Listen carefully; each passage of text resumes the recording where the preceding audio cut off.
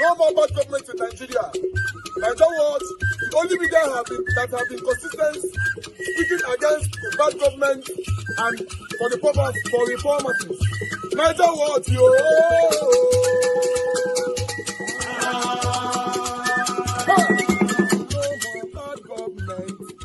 No more bad government. Niger what? No more bad government. Niger what? No more bad government. The only media that have been speaking. No more bad government. The voice of the voiceless. No more bad government. No more bad government.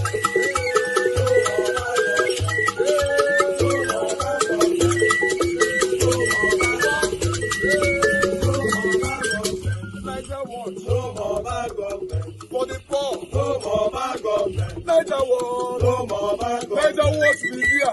No more bad government. No more bad government. No more bad government. In Nigeria. No more bad government. No more bad government. No more bad government. The only media. No more bad government. The number one media in Nigeria. No more bad government. That have been speaking against government. No more bad government. Niger what? No more bad government.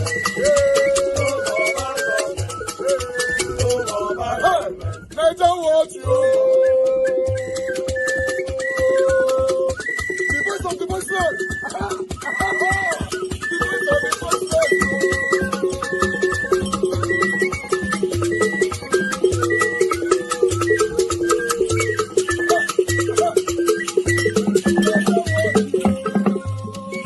Voice for the voiceless. Voice for the voiceless. Niger what? Voice for the voiceless. Niger watch media. The only media that have been speaking against bad government. Being consistency since 1944. Voice for the voiceless. Voice for the voiceless. Umuwame. Voice for the voiceless. Umuwame. Voice for the voiceless. Voice for the voiceless. Voice for the voiceless. Voice for the voiceless. Voice for the voiceless. Voice for the voiceless. Niger watch you. We have been seeing all you guys have been doing, and you recommending to everyone in Nigeria, saying that you guys are the number one. Niger what you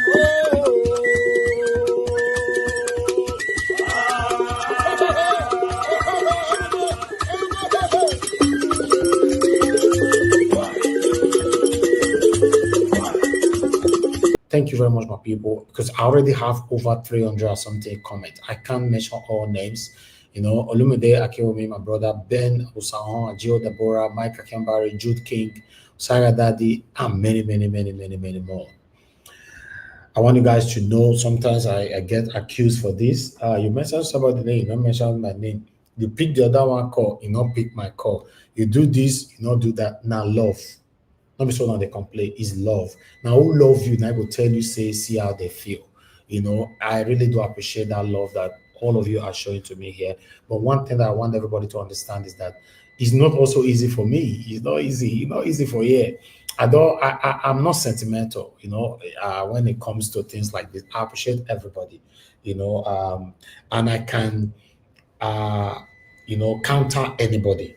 You know, when it comes to country or disagreeing with each other, you all are. For those of you that have followed me for a while, already know that I'm not sentimental on that. You know, my best of the best here, I've countered them in a very warrant manner, I can say. You know, maybe later on I'll apologize and all that. That is what we call organic display, because there's no need of faking it. I don't know how to fake anything, because if I fake anything, I'm malfunction. Yes, just like if I lie, they malfunction. So although everybody they lie, nobody's perfect. But if I lie, me they malfunction. My family, my papa, my mama, my siblings, everybody know me for that one. So they'll look my face and say, you don't lie. So for me, I'll just say the truth. Let me take the pains, and that's how I bring up my kids as well. I let them know, no matter the gravity, no matter the penalty that might come out with anything that you've done, always tell daddy the truth. Even though I will punish you for tell me the truth. So it is always the best. So please always understand with us, I'm not a perfect person. You know, God bless you all. But let's come to this. That particular video that just ended. The biggest problem we have in Nigeria is we turn everything to comedy. Everything. the thing that's affecting us, that is spying us, that is disturbing us, that is drawing us back, that is hindering us. Within 48 hours, you see our satanic content creator, the comedian one, or I don't know what to call them, they'll turn everything to comedy. Then you see our media, our mainstream medias, they turn it to comedy. So Rufai, I want to give you a big credit on that, letting them know that this is a serious matter. There's no need of trying to laugh over this. Nothing that is funny there. Nothing that is funny. Meanwhile, for the past almost 2 weeks now, we never get light. I believe say when the year say my solar they make noise. When I go the year, right? No light for Nigeria.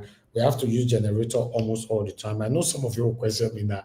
What did they do there? Come back, come back. It's crazy. It's crazy. No light at all. No light, and nobody to question. I remember that time where I read praises on Tinubu, or whether someone will lose a light day or other. Some of them have been warning me, or people like Mr. Jonathan Kisley and few others warn me, say, no, you are too quick to read praises on these people. Fair wait first. Now, no say me as I tell Siam, I just talk out. But I said I can't hear that thing because this guy, the way he praise us, not doing well. Wait till they worry him. Or I'm gonna off that light. I go they praise us like that. Now we ought to this so. Now my mouth, you put me for where this so. No light. No light. Sometimes this country go tire me. I dey tell you now. It go tire me. But sometimes, based on my engagements and my love for my country here, say, Kai. I was talking to my family yesterday. I was complaining about something. The first thing I hear is, oh yeah, pack your load. They come back home. I say, God, what be this? If I quiet now, no na hear kunkun, listen.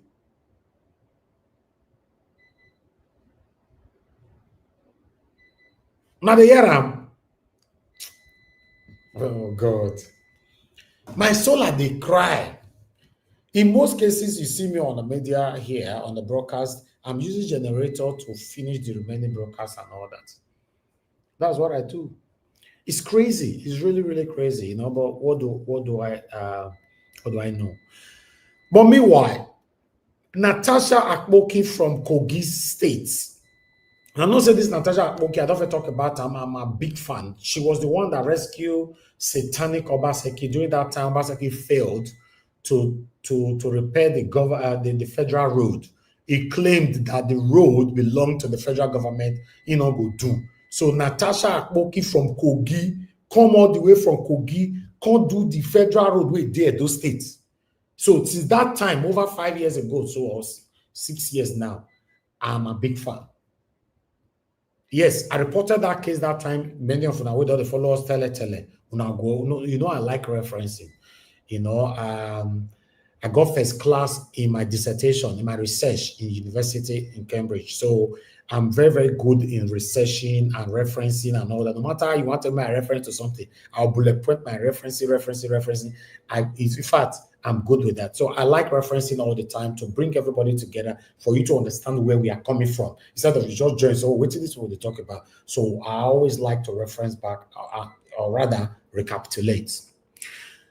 I talk about Natasha Akpoti. Akpoti or Akpoti. I don't know that your last name, Natasha. He get as he be, but Akpoti. All right, Natasha, you be my party. I have so much respect for you. Natasha disgraced Obaseki that time. We are going somewhere. Bear with us. We're going somewhere. Natasha disgraced Obaseki during that time. Say, no, don't be so. But meanwhile, my people, something just came up. I need to go on a quick break. 1 minute break. Bear with me.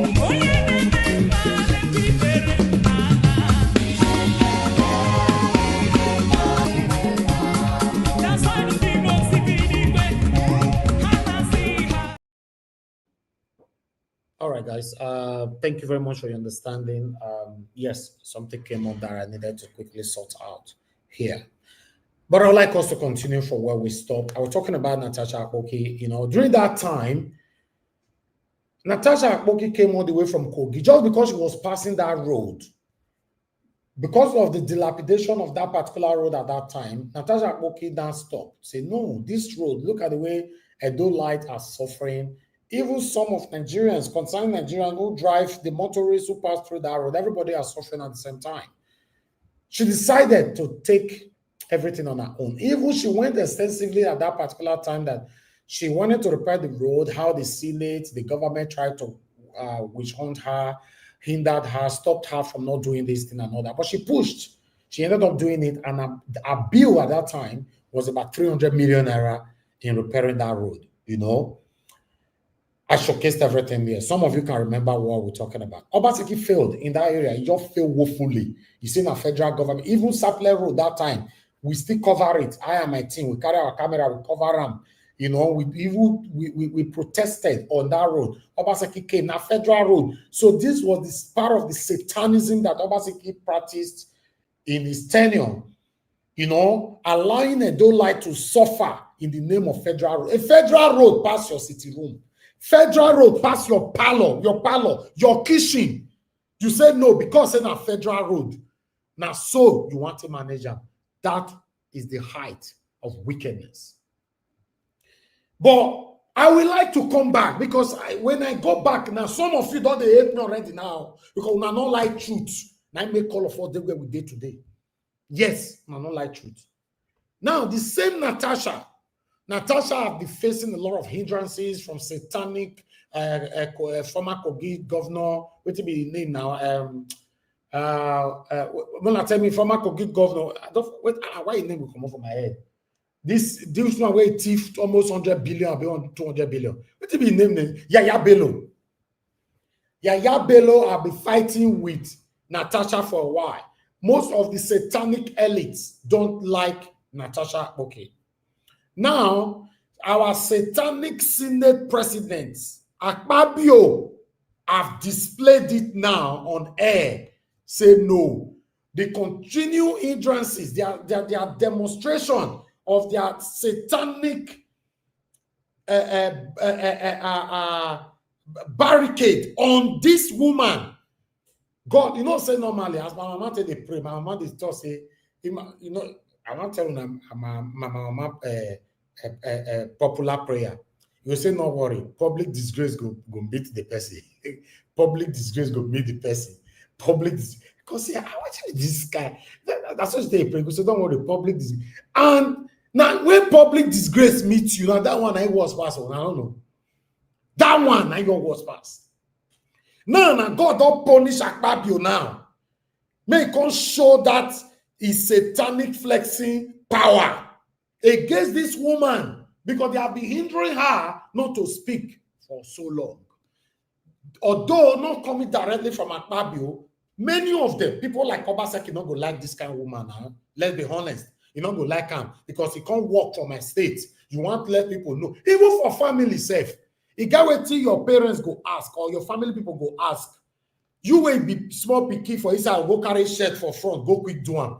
The ones where they up go the first. And they always want to do like say maybe people say na he get the money pass. They always they do like say maybe people say na he good pass. So it happens everywhere. So obviously Obaseki cannot like her. Satanic Yaya Bello not go like him. Satanic Senate president not go like him. So are many other satanic elites in Nigeria, they're not like her. Do you know what you do when you know say people don't like you? The best you do is continue to speak the truth.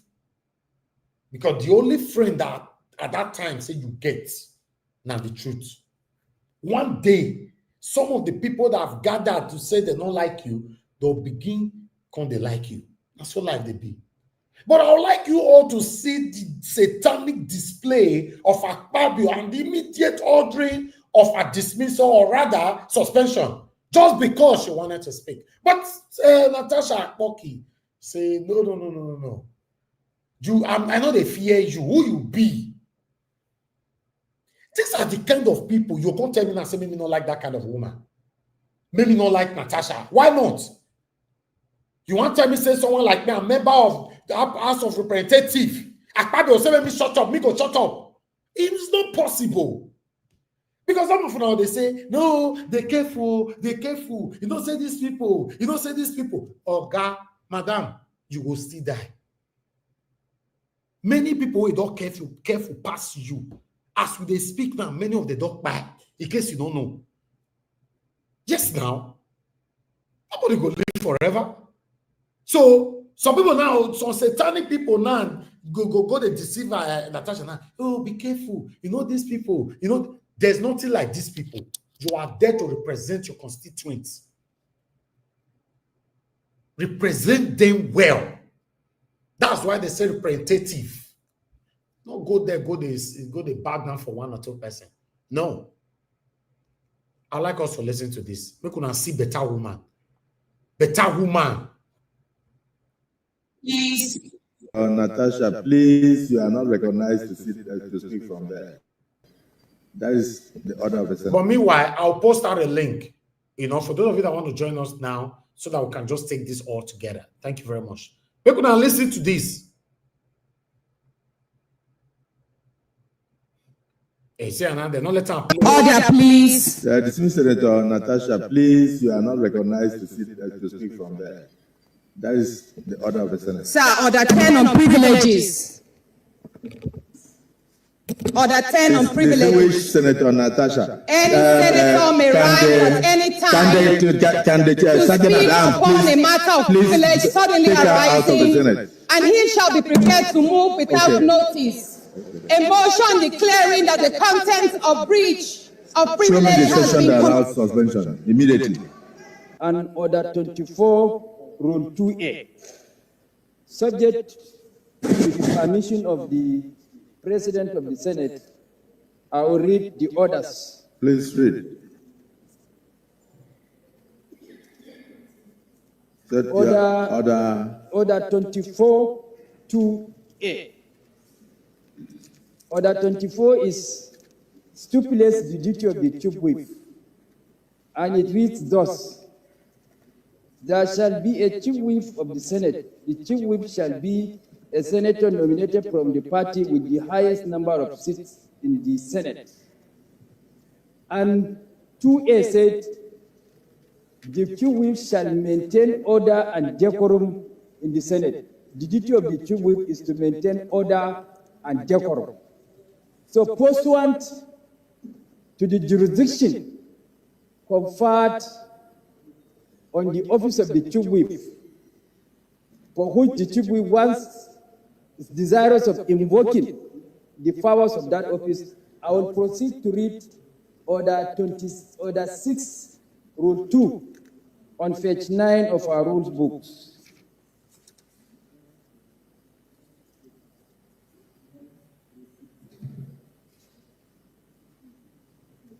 Order 6, Rule 2.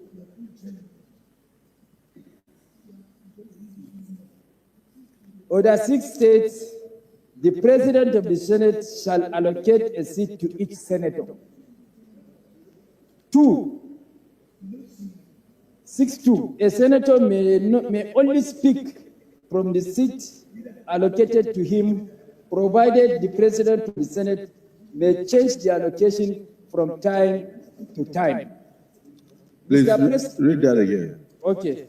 Is that the President of the Senate shall? The President of the Senate shall allocate a seat to each senator. Yes. And it went further to state that a senator may only speak from the seat allocated to him, provided that the President of the Senate may change the allocation from time to time. So it is at the discretion of the President of the Senate, as circumstances warrant, to change seats as time goes on, based on circumstances that may pop up in the course of the proceedings of the Senate. And in the course of the proceedings of the Senate, 2 senators from the PDP, that is Senator Ned Nwonko. Which faction of PDP? Which faction? And Senator Dixon's faction. They prefer this one where they read, so we me not even know what this one they read. They prefer this one to read rather than Natasha to talk. Make una watch. Akpabio. And also Senator Francis Edenwa of the Labour Party also decamped to APC, thereby necessitating their movement from the other side to this side, thereby creating vast spaces in the opposition side. And then pursuant to that, and in the exercise of the powers conferred on the Senate President, pursuant to Order 6, Rule 2 and 2A, the President of the Senate decided to rearrange allocated to her pursuant. Take her out of the Senate. Dismiss Senator Natasha. If not, the Senate President may decide to exercise the powers conferred on him not to allow her to contribute to any debate from that seat, thereby depriving her constituency of a voice. Thank you. Well, distinguished Please. Chief Whip of the Senate, your point of order is sustained. Order, please. Dismiss Senator Natasha, please. You are not recognized to speak. Why? That is the order of the Senate. Sir, order 10 on privileges. Yes. Order 10 on privileges. Distinguished Senator Natasha. Any senator may rise at any time to speak upon a matter of privilege suddenly arising. And he No, listen. Who Akpabio they talk to me they take out of the Senate? This is a slap on our faces in Nigeria. A matured woman, a wife for that matter. You say me they take her out like a nobody from the Senate. Is a slap on our faces. They can't take her out. They can't take her out. Is a slap to our faces in Nigeria. Ordering a whole matured woman representing our own constituent. Say me they take her out. Look at that statement. Look at that disrespectful statement from a satanic Senate president. Of the Senate, your point of order is sustained. order, please. Dismiss Senator Natasha, please. You are not recognized to speak from there. That is the order of the Senate. Sir, order 10 on privileges. Order 10 on privileges. Distinguished Senator Natasha. Any senator may rise at any time to speak upon a matter of privilege suddenly arising, and he shall be prepared to move without notice. A motion declaring that the content of breach of privilege has been allowed suspension immediately. Or refer.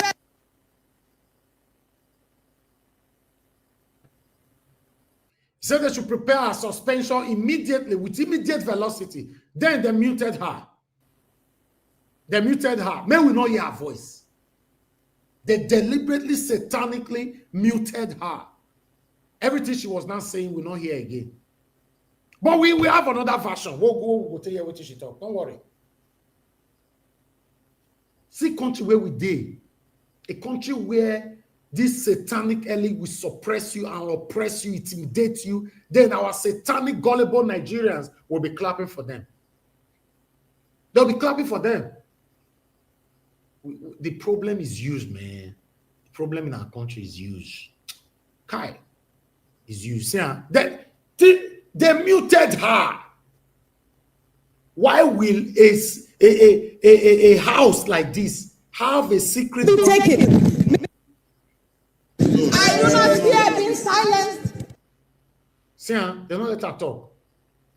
They say insult the satanic Senate president. I body go tell let her sleep. Insult him. They mute everything. Say me they take her out. Who want to take her out? This thing pay me today, Sha. See, pay me. See, they don't let us hear. See, she was pointing, telling her, go to hell, I burn to ashes. They muted her, they don't let us hear. Who are you? Our problem in Nigeria is usual. I they tell you now, is huge. Is you. And the reason why we are still where we are today is because many of us don't talk. That's the truth. Mr. Harris, I was hungry today when I was watching this thing. I was totally hungry for Said it. what? I was totally angry when I was watching this Akpabio talking nonsense. I feel like they muted lay my hand her. on him. They don't let us hear. Naija what? You know what is going on? Yes, See sir. those 3 men, those 4 people. They are trying to tell the Senate president that he doesn't have that power to suspend her because she stood up under privileges. And if you stand up under privileges, there's no how the president can retrieve your privilege back because that's the fundamental right in the Senate. So you cannot be suspended because you can take it to court and the Senate president will lose the case. Hi, God. This is the only woman at the moment when we go respect. Not all these satanic Labour Party representative or senators. This one are the woman when we they respect right now. And all these satanic Labour Party people, when we carry go there, they're there, or they don't talk anything. They are there. Any petitions? Huh? Leader of the Senate. My pain is that the Leader of the Senate. see, they muted her. They don't let us hear. But meanwhile, from this side of the story, when I go hear and from here, I guess, let's see. I guess this is it. Let's check. Dismissed Senator Natasha, please, you are not. The seat allocated to him. No, not this one, not this one. We couldn't wait, we couldn't wait. Let's say I get the one we will go here for his side. Maybe that be this. Anytime to speak upon a matter of privilege suddenly arising, and he shall be prepared to move without notice. A motion declaring that the content of breach of privilege has been suspension immediately.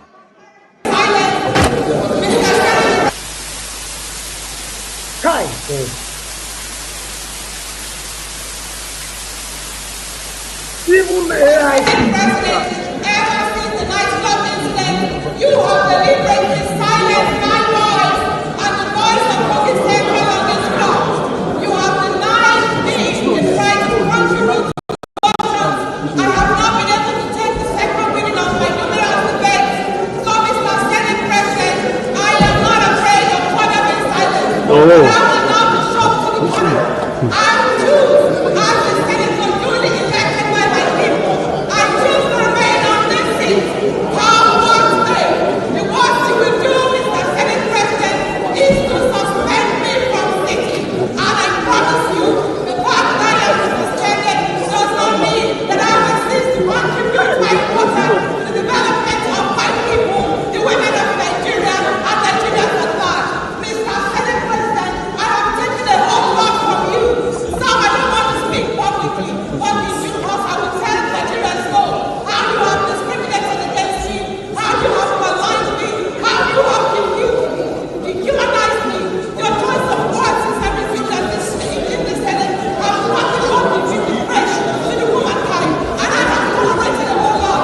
So Mr. Senate President, I am not afraid of you. Do what you may, but I will not leave this seat.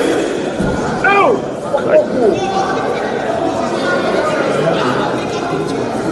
Better woman. Better woman.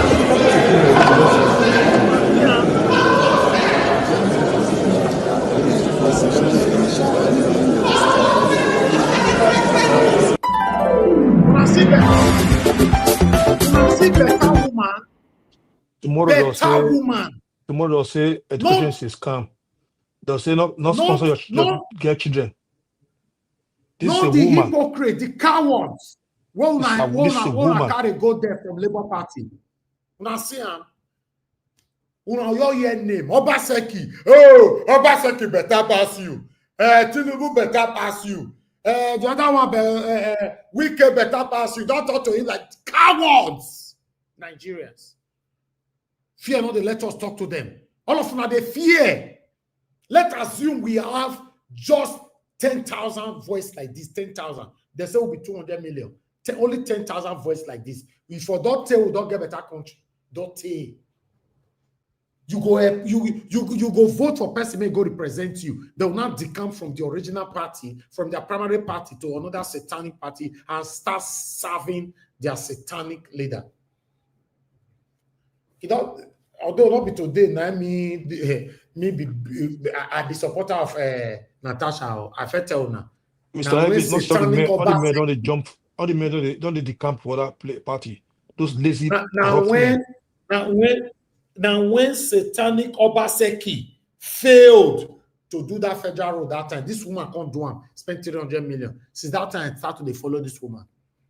See them now, all of the team together, they deal with this woman. So, in case you don't know, if you go say you go and in depth to find what is a problem today till tomorrow. Now, Demobaseki, Oshomole, Wigwe, satanic Senate president, and many other satanic elites. Now they punish them. Yaya Bello, Jibole, and many others. Now they make life difficult for them. So I'm telling you, tomorrow, oh God, man, we have a long way to go. We have a long way to go for our country, man. And let me continue. Let me just continue. Let me take some articles so that we can start talking.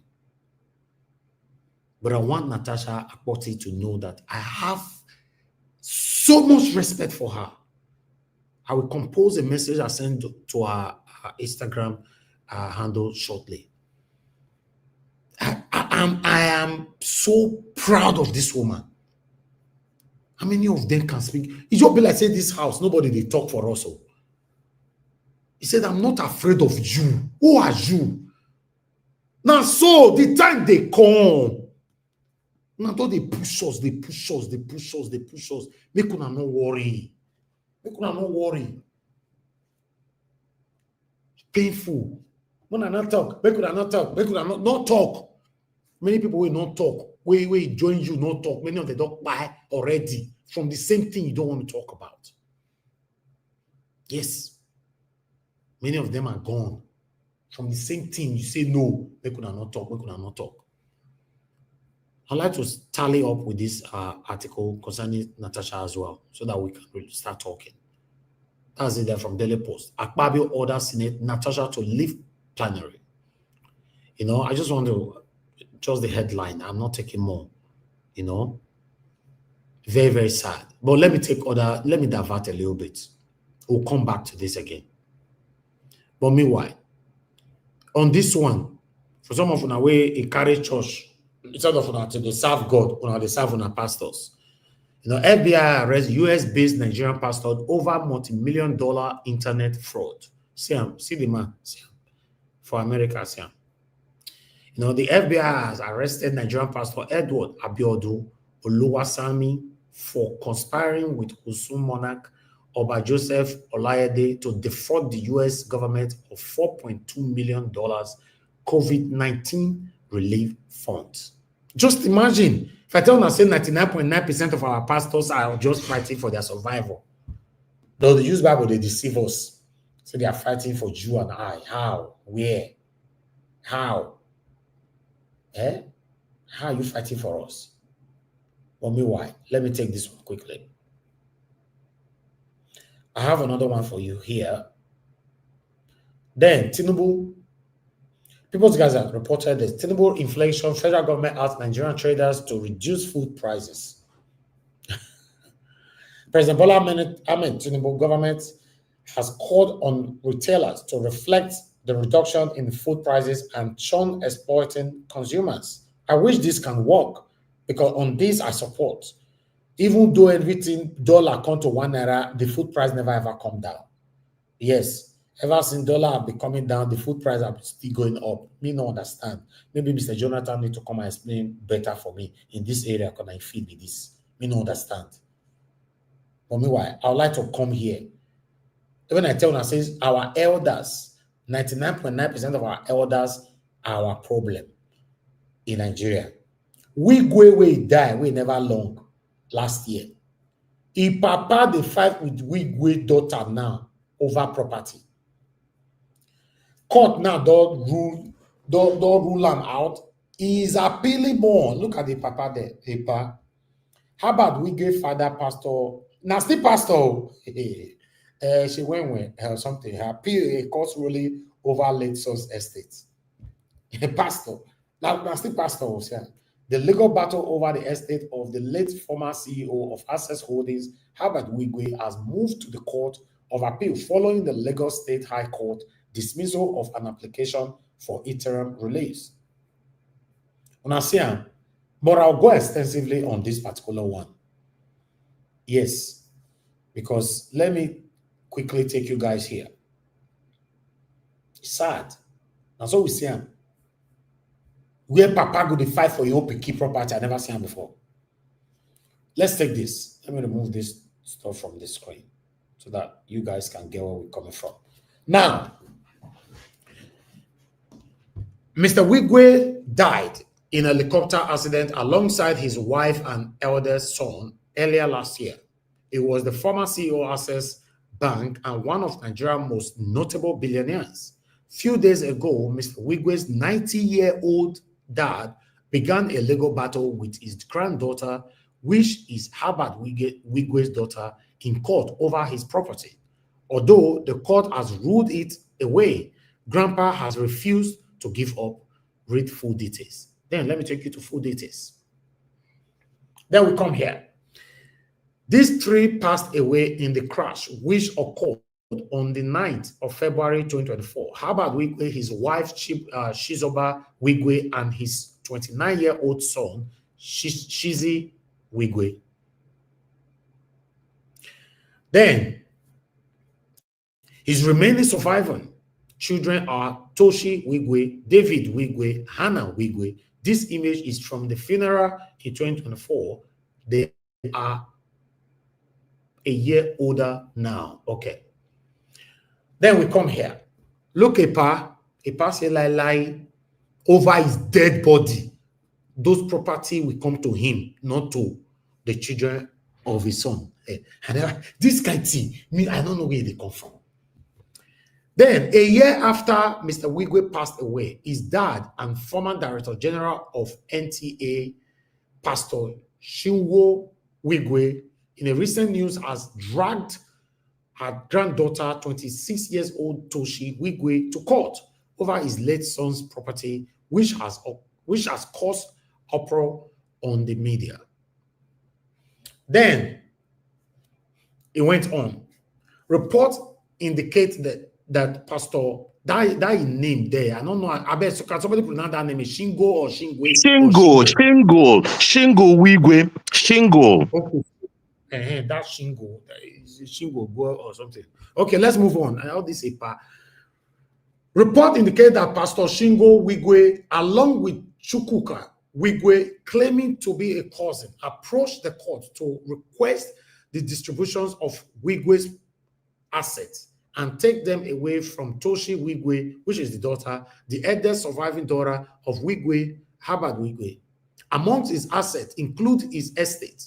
The estate likely includes a mix of set assets such as real estate, shares in Access Holdings, PSA, and potentially other investment tied to Wigwe's extensive business ventures, including Wigwe's University. One notable asset often associated with Wigwe, Herbert Wigwe, is his multi-billion naira private residence in Ikoyi, Lagos State. The luxury home in Ikoyi can range from 500 million naira to over 10 billion naira, which is about $300,000 to $6 million at current rates.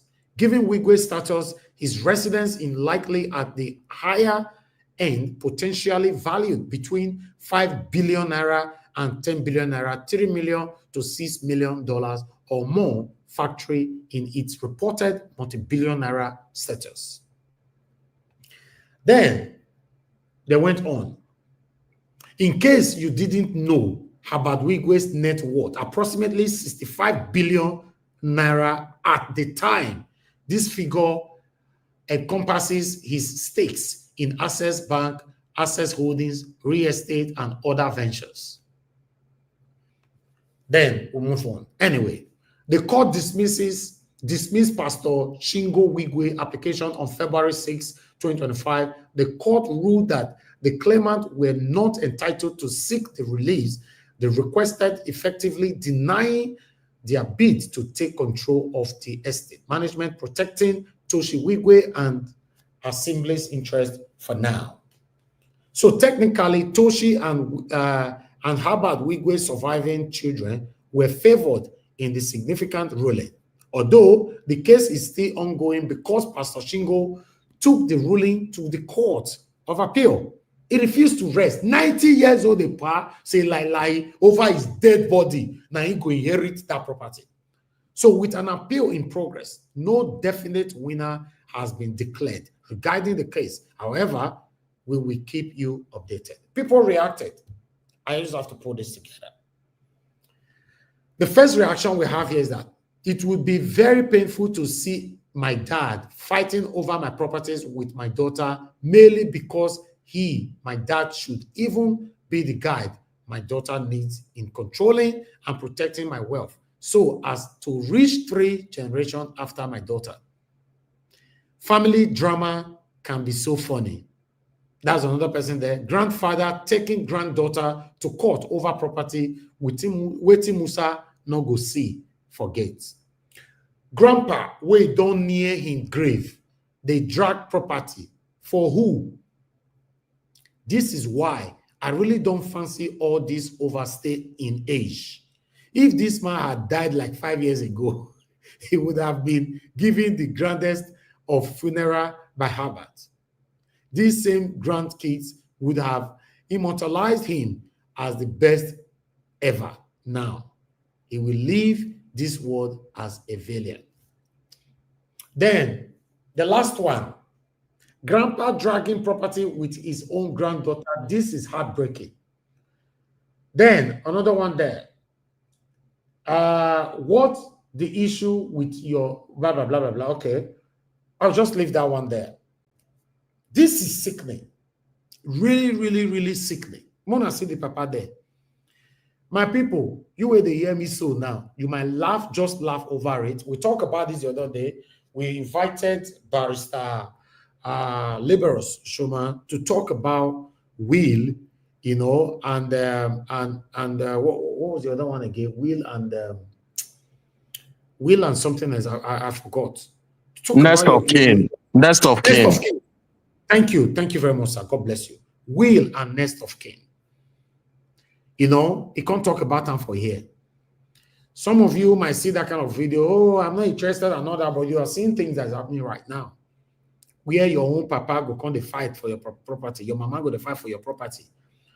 Your children will be left to languish away. My people, I appreciate you all. But I'd like us to quickly move on. I'm almost done, don't worry. As we see him, I saw the report for here.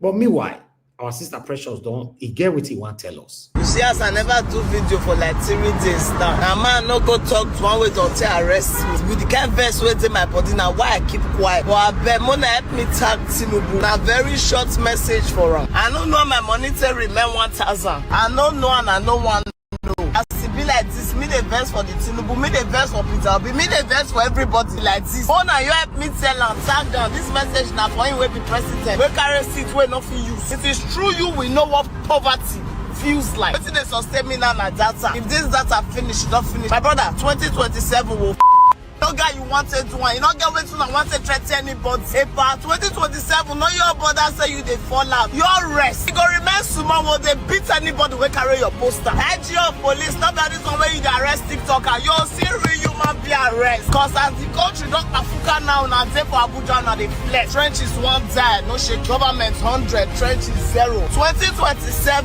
everybody you respect yourself. Peter, if you not say you not ready fight, step aside. Your shit wish us way. Which kind of life you're this one now? How my monetary remain 1,000? How my monetary reach 1,000? 1 minute you get 100K, the next minute no fear explain. You go blessing that they use your money for company. Now lie, now bad economy. Tinubu, you are bad for Nigeria. We don't let you to step aside. People are suffering, people are hungry. But this one what would they do for years so? I don't say not specific for 2027. One I don't say I don't have to donate my life for front for me. If it will take 10 people to die, so for this country to gain sanity, for you to come. Is this from Elvis or from me alone? Una don't get one. Una defend the remaining men. Who they kill now? And if you try to defend this government in my comment section, you'll die.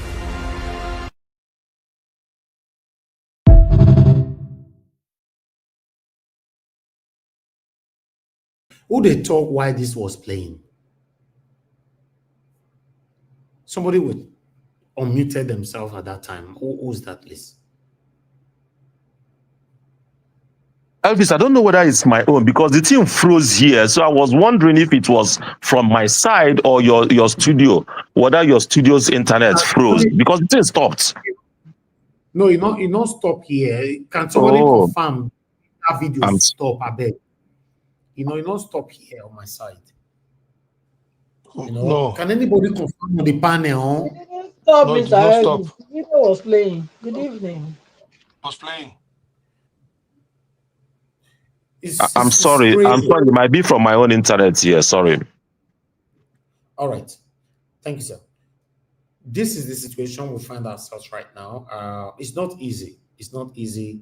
When we know they complain, it will be like say everything you're doing okay, but you're too day okay like that.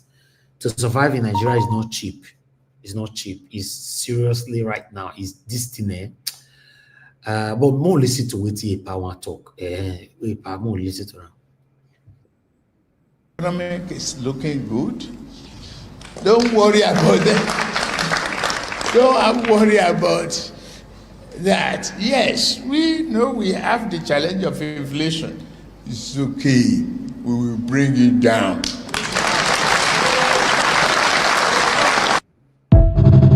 We don't want to keep the people hungry and angry. But we say, be patient. There is no free beer parlor anymore. People are hungry. Let them die. It's their fault. Yeah, I'm supporting Tinubu 100%. You're supporting Tinubu? 100% to deal with Nigerians. There is nothing under the sun that I have not said before this election. Nigerians decided to take Indomie, 200 naira, and voted for rocks across the country. So the BBC, Voice of America, they had requested to interview me, TRT. I said no. All the things I needed to say, I said them before the election. People are hungry. Let them die. It's their fault.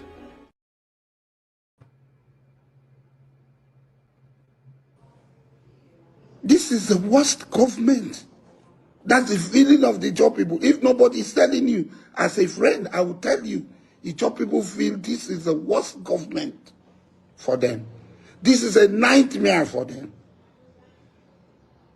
And when we were voting, when we were campaigning for you, a lot of the job people called me, President, you don't know Tinubu.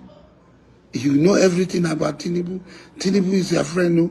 We hope it's not going to look the other way. And I assured everybody, I say, if Tinubu fails, hold me responsible. And today, the people are asking me, are you still on that if Tinubu fails, hold me responsible? River State is the litmus test. If there is going to be any fire, it will start in River State. I cannot stop them. I, as an individual, I cannot stop them. I cannot even stand on their way. All of them. The political class has decided that they are the bandits against the people of Nigeria. Between the executive, the president, the presidency, the National Assembly, I think they are decided that they are the bandits. They are the bandits.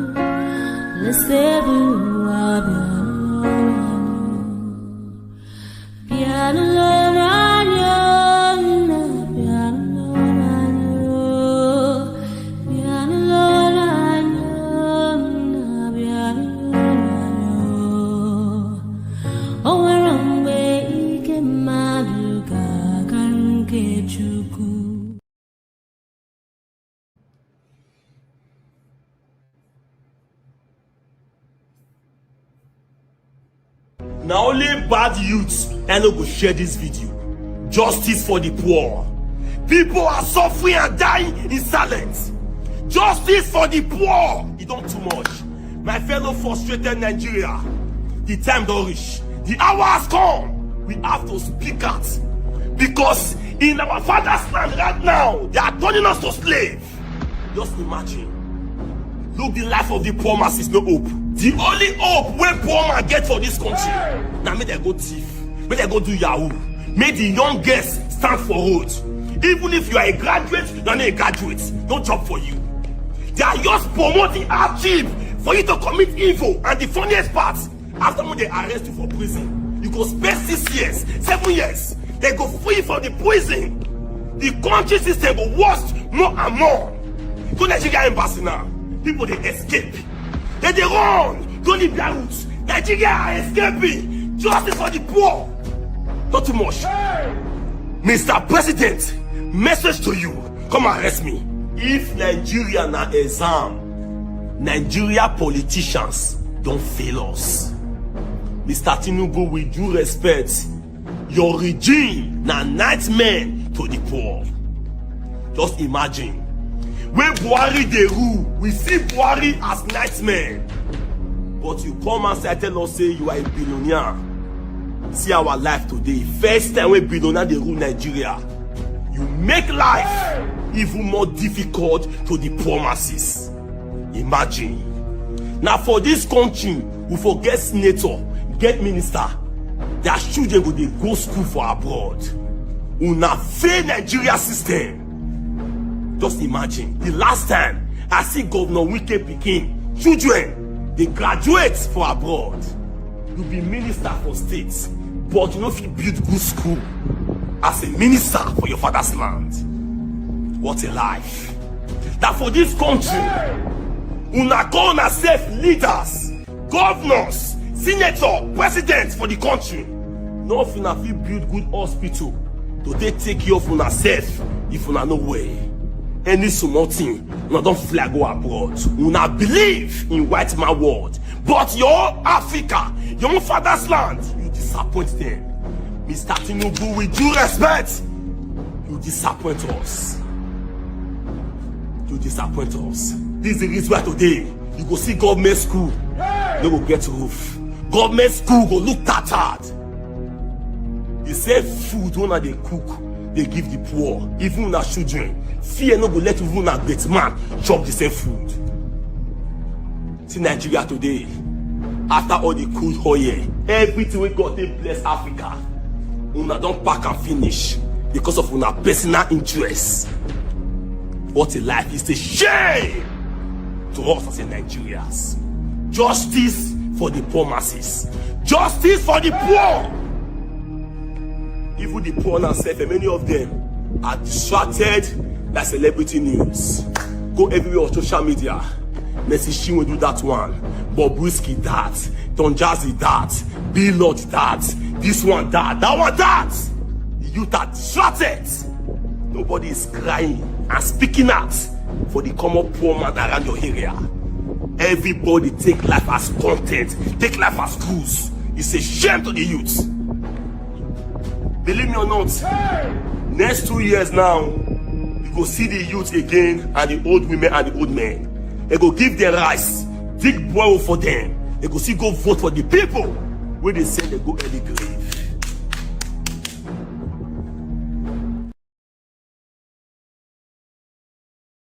Social media, I was a bit circumspect. You know, social media is garbage in, garbage out. Anybody can say anything on the social media. Many of us have experienced social media attacks as leaders. And sometimes 99% of what is in the social media is inaccurate. And sometimes total speculation. And sometimes based on mischief. So there is no way we can shave a man's head behind his back. We should, we must hear from our own security agencies We must hear from our intelligence agencies. When you mentioned the NIA and the DSS, I also believe we should also look at the DIA, Defense Intelligence Agency, because they are also interacting with the people in the theater of war in the Northeast. So they will have information on past arrests and questionings and all that to brief us. And security is not something we discuss in the market. It's something that should be done in closed session. Distinguished Senate President, you have anything to add? Then we close.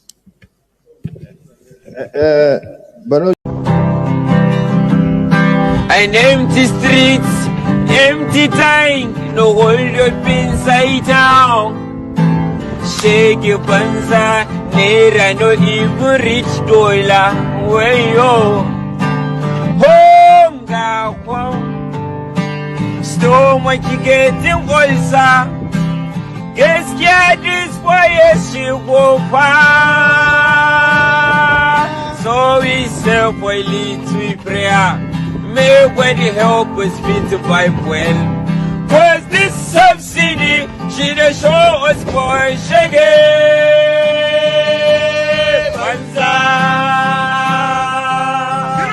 This is the consequence of the vote you voted. And it's too early to cry now because actually the real problem hasn't come. This is the consequence of the vote you voted. And it's too early to cry now because actually the real problem hasn't come. This is the consequence of the vote you voted. And it's too early to cry now because actually the real problem hasn't come. So many times that I'm thankful for the opportunity to perhaps explain it so that the idiots who have continued to assume that I have broken my word would be clear. I said if he won the presidency, I'll leave Nigeria on exile. So let me clear that up. For him to have won, the people would have had to have voted for him. We didn't vote for him. He stole the presidency. Yakubu and INEC sold him the presidency. The presidency is not an expression of the people's will. It is an expression of the debauchery of INEC and the height of our judicial corruption. He did not win the presidency. If I had left, I would have been sanitizing and deodorizing a skunk. If nothing else, I rise and fall by my word. And when I said that I would live on exile if this man won, it was so that people will know that I do not believe Nigerians to be depraved enough to be possessed of the idiocy to vote somebody like him into power. And they did not. Anybody who prefers to delude themselves can continue to delude themselves, but Tinubu knows, INEC knows, the judiciary knows, and so do a lot of Nigerians, that Tinubu did not win the presidency. He stole it. So I'm not leaving because he did not win. It's that simple. That I'm still here is in rebuke of him. It actually cost me a lot more to stay here. It's not just the multiple level of danger that I face on a daily basis by remaining in Nigeria. Because if they will be planning my murder 3 years ago when they were not in power, one of his goons in Lagos State was the one sat at the head of the plot to kill me. They are the ones in power now. Ordinarily, I should run now. But I'm here. I am here because he did not win. He knows it. And every man and his dog in Lagos State knows it. He was beaten resoundingly in Lagos on the 25th of February. He couldn't even make 15% in Lagos. Segun Agbaje, the INEC commissioner in Lagos State, cannot produce the form EC8A for Lagos State up till today. I was the person who was charged by the OB legal team to collect the election material from INEC. He could not, up until today, INEC in Lagos State cannot give us the form EC8A, which is the polling unit level result. Because they know he lost. He lost woefully. He was thoroughly rejected across the length and breadth of the state that he has held hostage. For 24 years, as at that time, he lost. So how much more the other parts of Nigeria? Let them continue fooling themselves. He has snatched it, grabbed it, but he can't run with it. And that's why we are all in the mess that we are in today. So yeah, if he had won, if Nigerians had been foolish enough to have voted for him, I would have left. It wouldn't be because of him. It would be out of protest that I could be stuck with such evil people who would have found the grace to vote for somebody like him. But as I have said, they did not vote for him. They rejected him. He has forced himself on us. And we can't do much about that. But I'm not going to legitimize his stealing by leaving. He didn't win.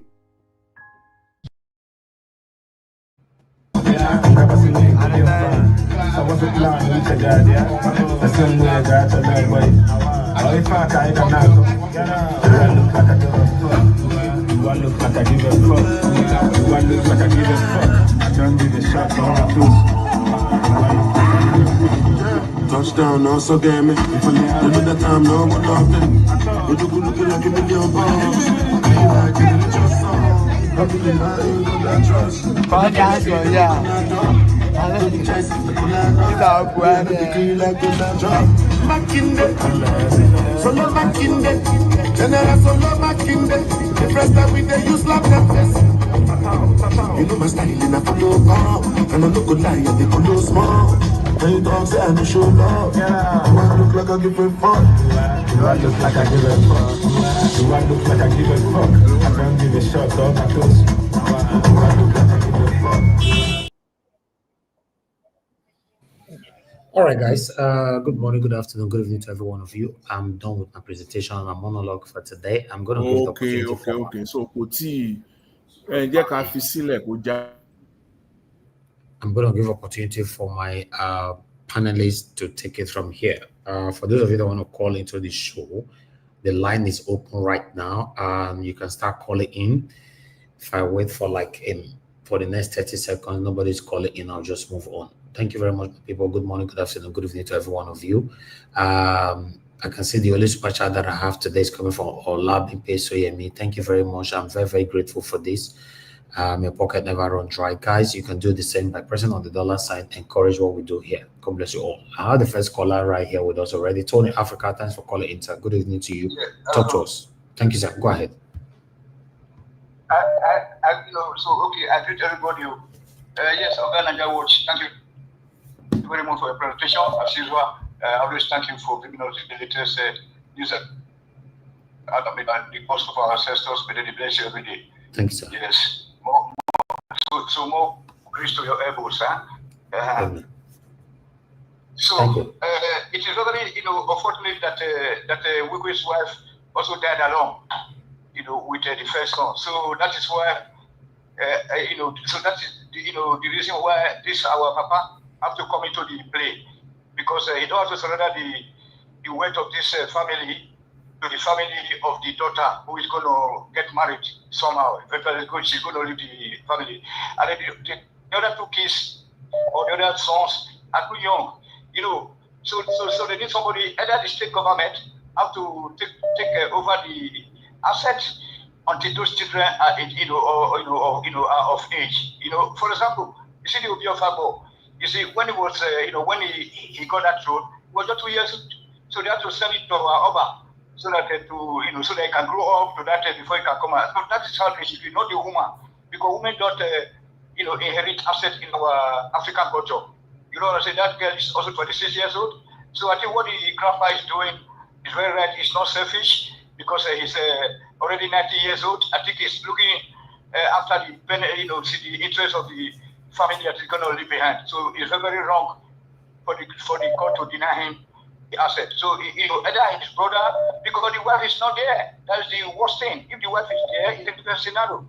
But without the wife, no other person is qualified apart from the grandpa and the brother, their uncle, that will take charge of that asset, or the state government or federal government of whatever. Thank you very much, sir. Thank you, my brother. I appreciate you.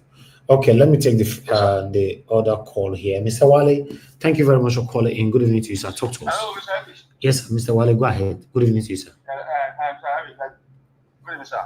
Good to all panel. I'm sorry, before I say anything, please post your Nigeria account. Let us see at least give you something for, next year I want to see something I'm going for the, wow, that's nice. You'll be running your generator, everything. You'll be having stuff by yourself. No, It's already on the screen. Thank you. Okay, I will do that. I will do that after I make a call. And Okay. I just want to say something. You talk about Natasha Akpoti. Yeah. Now, when they are taking that woman out, at least there are other women in that National Assembly. Exactly. Why did they protest? They not talk. Why did they say no? They just keep quiet. They keep quiet. It means that Nigeria, that everybody is looking for what to eat, for what to eat. That's number one. Number two, you didn't mention this one. Babangida launched a book today. Look at how much they are generating for Babangida. Now, at least if you are all blaming Babangida that put to this president, not for this letter. Is it not Babangida that we are complaining that put to all this letter that they are celebrating? Is it not all these people, including Jonathan, all of them, they are celebrating now? Now, the question now, who now put Nigeria into this problem? I don't know. Because Babangida that we are shouting, we are celebrating him. Who is the national president that put Nigeria into this problem now? Yeah, I don't know. I don't get it. I'm saying that's what you said about 3 years ago. 2 years ago, you said about this Mr. Clearly. Mr. Abel, to be honest, to me, I support the man. Let Baba Akiele let him mention the people who he knows when they are doing the survey. Let him mention the people who are in support of this Boko Haram. Let them mention why they are afraid. They are getting hold now. Let them mention them. But they can't mention them. That's why we are supposed to find. Let them mention them. What's the big deal? Let them mention them. Thank you very much, sir. All right. I'm going to do that one now, sir. Thank you. Thank you, sir. God bless you. I appreciate you, sir. Yeah. All right.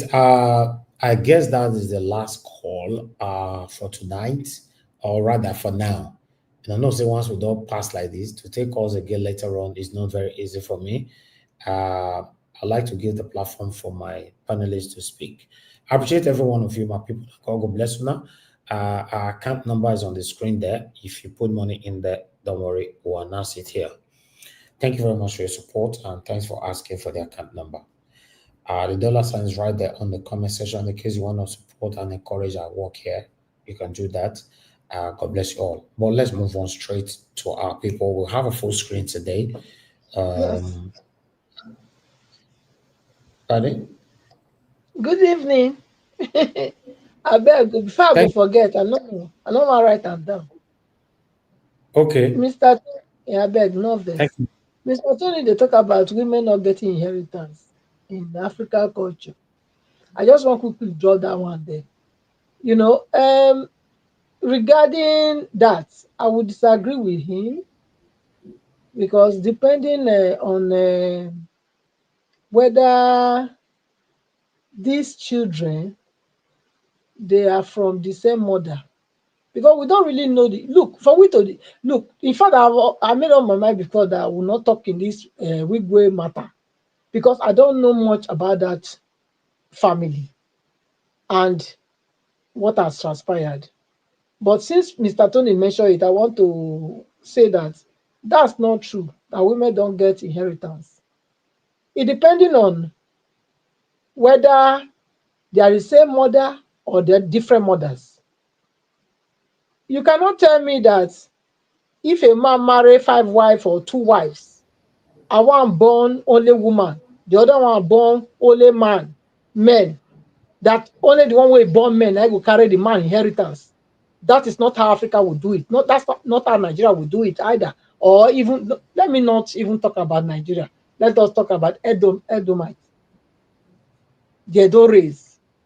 Okay, whether they are now Urobo, Isha, Shekiri, Ijo, Ikwere, you know, it doesn't matter. They are from Edo. So that's not how they would do it. Because now every woman, now they go in your marriage. So nobody say because say one born man, the other one born woman, then the one we born man carry the inheritance. Don't be so that they do one. So now that one I try to just bring into this because the way it talk and drop and there is giving a wrong notion that women don't have a place. Please, I think maybe I've explained that now. Thank you. All right. Thank you. Thank you very much, man. God bless you. Good evening to you once again. Okay. I'd like us to just move on right now. Yes, I just put the account on the screen just now. Odutayo. Thank you very much. I will do that again on the screen, or rather, I'll post it on the comment section as well. Thank you so much for requesting for that. God bless you. While I'm doing all that, I'll call on the first person, Mr. Henry Gabriel. It's good to have you on the show, my brother. Good evening to you. Thank you very much for your consistency. Please talk to us. You have your 8 minutes. Yeah, good evening, Mr. Elvis. Good evening, everyone. First of all, let me go to the Senator Natasha. I wish we can have women like this. Not those women who stay in corners having big mouth. This is a woman come to defend what she believes on. Look at all the men there. Those are men. It's supposed to be men. And there are same men who stand her to calm down.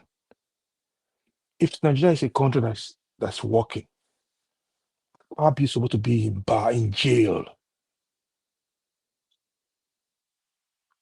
Akpabio is a corrupt fellow. You see, the way he talked to this woman, Akpabio need to come out public and give her apology. He's talking to this woman as he's talking to his house girl or his so-called wife, if he have one. I mean, this is so disgraceful. How can Akpabio become a senator and become a Senate president? How? Tell me how. You see, if every man or woman stand up at tall like this woman stand up at Natasha, Nigeria could have been a better place. It's the same woman, the criminal Yaya Bello, during the election, tried to intimidate this lady, bring a caterpillar to destroy the road so that she cannot go, and the woman still find a way. She won the election. She have been speaking loud what is right. We need people like this to support her. I wish Aisha Yusuf can go to politics. She could have tried to go to Senate too. We need people like this to be in Senate to speak. You see, it's so shameful to see the men who came out for Labour Party because of Peter Obi obedient. They came in there, they become a bunch of cowards. You know, sometimes you have to speak. We need to you speak and insult these people. Farotimi insult people too. So I can call them idiots. Anybody who support this satanic government, satanic people, you are one of those idiots I'm talking about. I cannot imagine Akpabio to be Senate president.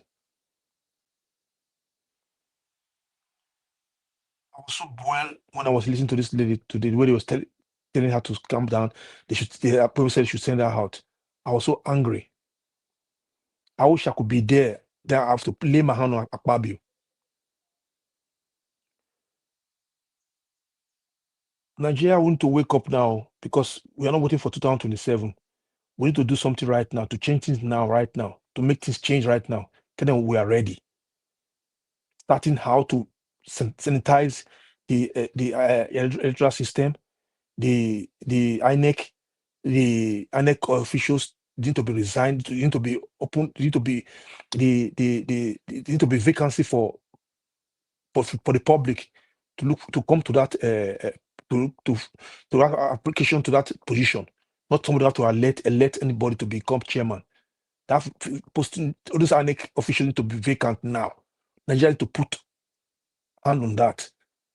Otherwise, we're going to be making noise after 4 years again. So let me go to this Tigwe, I call him property issue. I mean, forget about the man. He has money or whatever property. But it's not the right for the grandfather to start fighting for property, whatever. I mean, they have family who could say, okay, you know what, this is the only child they have. Okay, if it was to be the only child they have now, they will not give all the property to the lady, to the girl. I mean, my father cannot come out, he cannot come out and start dragging property or fighting for property for if I'm not around for my children, to try to control the property. It doesn't make no sense. It doesn't work like that. I mean, Benio, I don't know if you be for other tribe. It don't work like that. You don't share your property, fight for your child property, your late child property. You should make sure you guide the lady. They have to put family who going to guide this lady to become mature or how to manage the property. But she have to be in charge. She have to be in charge because it belongs to to our late father. I don't know why people, the same man who owns this property, he didn't think going to die so soon. It happened. Why are they having headache for just property? Why?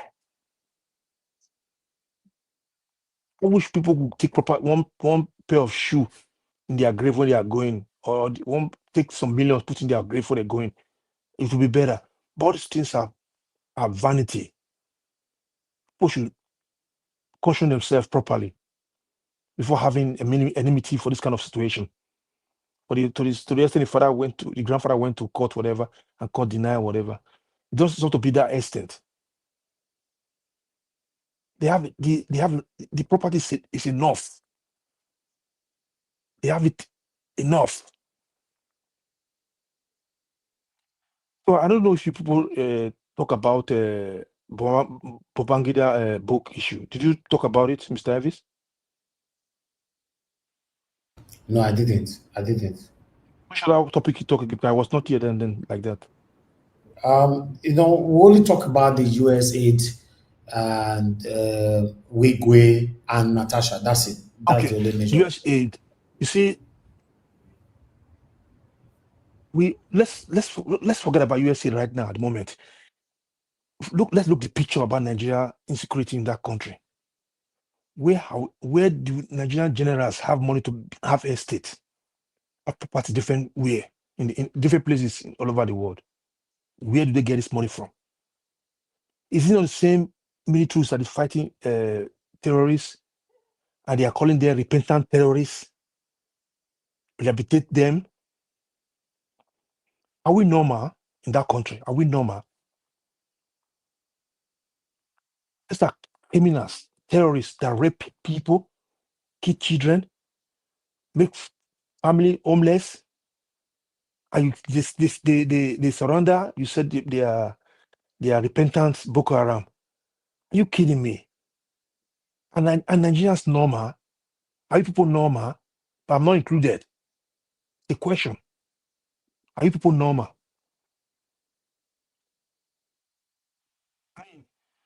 We should just wake up from our foolishness. How can you allow these same people to become citizens of that? These people should be forgotten, sent to their Allah, to their ancestors. These people are supposed to be like that because they don't have mercy. They don't have pity for those people that they took their life. The military system, the government is so corrupt to the extent that we don't know. We're talking about USAID that's coming around. Let's look that other side of it. Why are we accepting this so-called repentant Boko Haram? It's a question.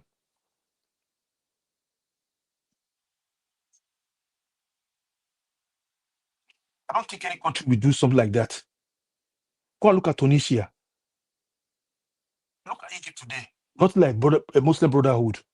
The president, the former military president, the former military officer, now the president, he wiped on them. He called them terrorists. Not like a bomb, whatever. You don't see them there in Egypt. Nigeria military are not serious. It's pissed. I'm angry because they refused them visa to go to Canada, when they have insecurity in that country. Now it's not the time for him to say, okay, you know what? Let's go into those bushes and chase those so-called criminals. And the same useless man is going to be the one going to be allowing them to have a repentant Boko Haram. Are you people normal in that country? Because I'm not included. Are you people normal? Using taxpayers' money to train these people, feed them, the killers, those criminals, those terrorists, and is here crying like a little baby because he cannot go to Canada when your country are in war with terrorists. But you people should think about it. Oh. Are you people normal? Thank you.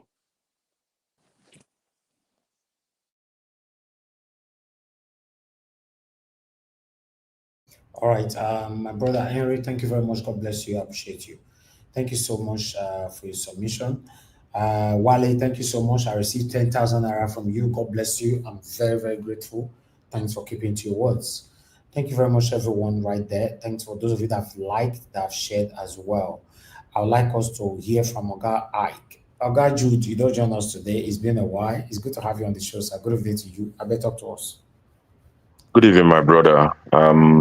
So sorry I've been away from the panel. Like I told you that time, I'm always listening, but I'm out of the United States, so that's why I had this time to join. If I was back there, this is just the middle of work time, so it's a bit difficult, to join. So, but I must be very, very grateful to those who have kept this candle burning, that this platform is always there for us anytime we have opportunity to join.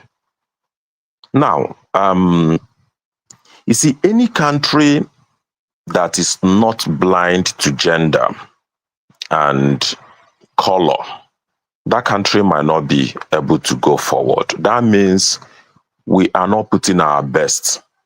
We are not putting our best at the position of responsibility. Rather, we are looking at the gender, or maybe we're looking at where the person comes from. For Nigeria to continue to disrespect women, we cannot go forward. If a woman is more qualified than a man in a position, let her get the position. Let her get the position. A woman should not be disqualified because she is a woman, even when she's qualified to handle that position. And it takes me to the Senate. Ireti Kingibe, you saw how she was fought to submission, both by internal problems from the Senate and the one from external. Wigwe is fighting Ireti. Akpabio is fighting Ireti. Now they have beat her blue-black. That even to talk now, she doesn't even know where to start. You see how they have conspired against Natasha. You know how Natasha came to the Senate? INEC initially didn't give her the position, even when she won.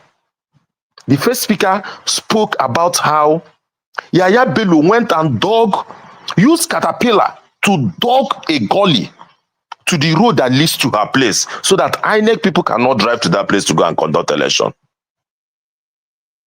And after the whole thing, she wasn't sworn in along her colleagues. So it was after some time, she was one of the last set of senators to be sworn in. Since she came in, it has always been suppressing her. And you might say I don't have a proof. Allegedly, let me use that word. Allegedly, the Senate president is trying to treat Natasha the way she treated Grace Noonan, the one for NDDC. If you remember that NDDC lady that came out openly to say that Akpabio wanted to sleep with her and she refused. All those off your mic and all of those problems that happened, that it was because of Noonan.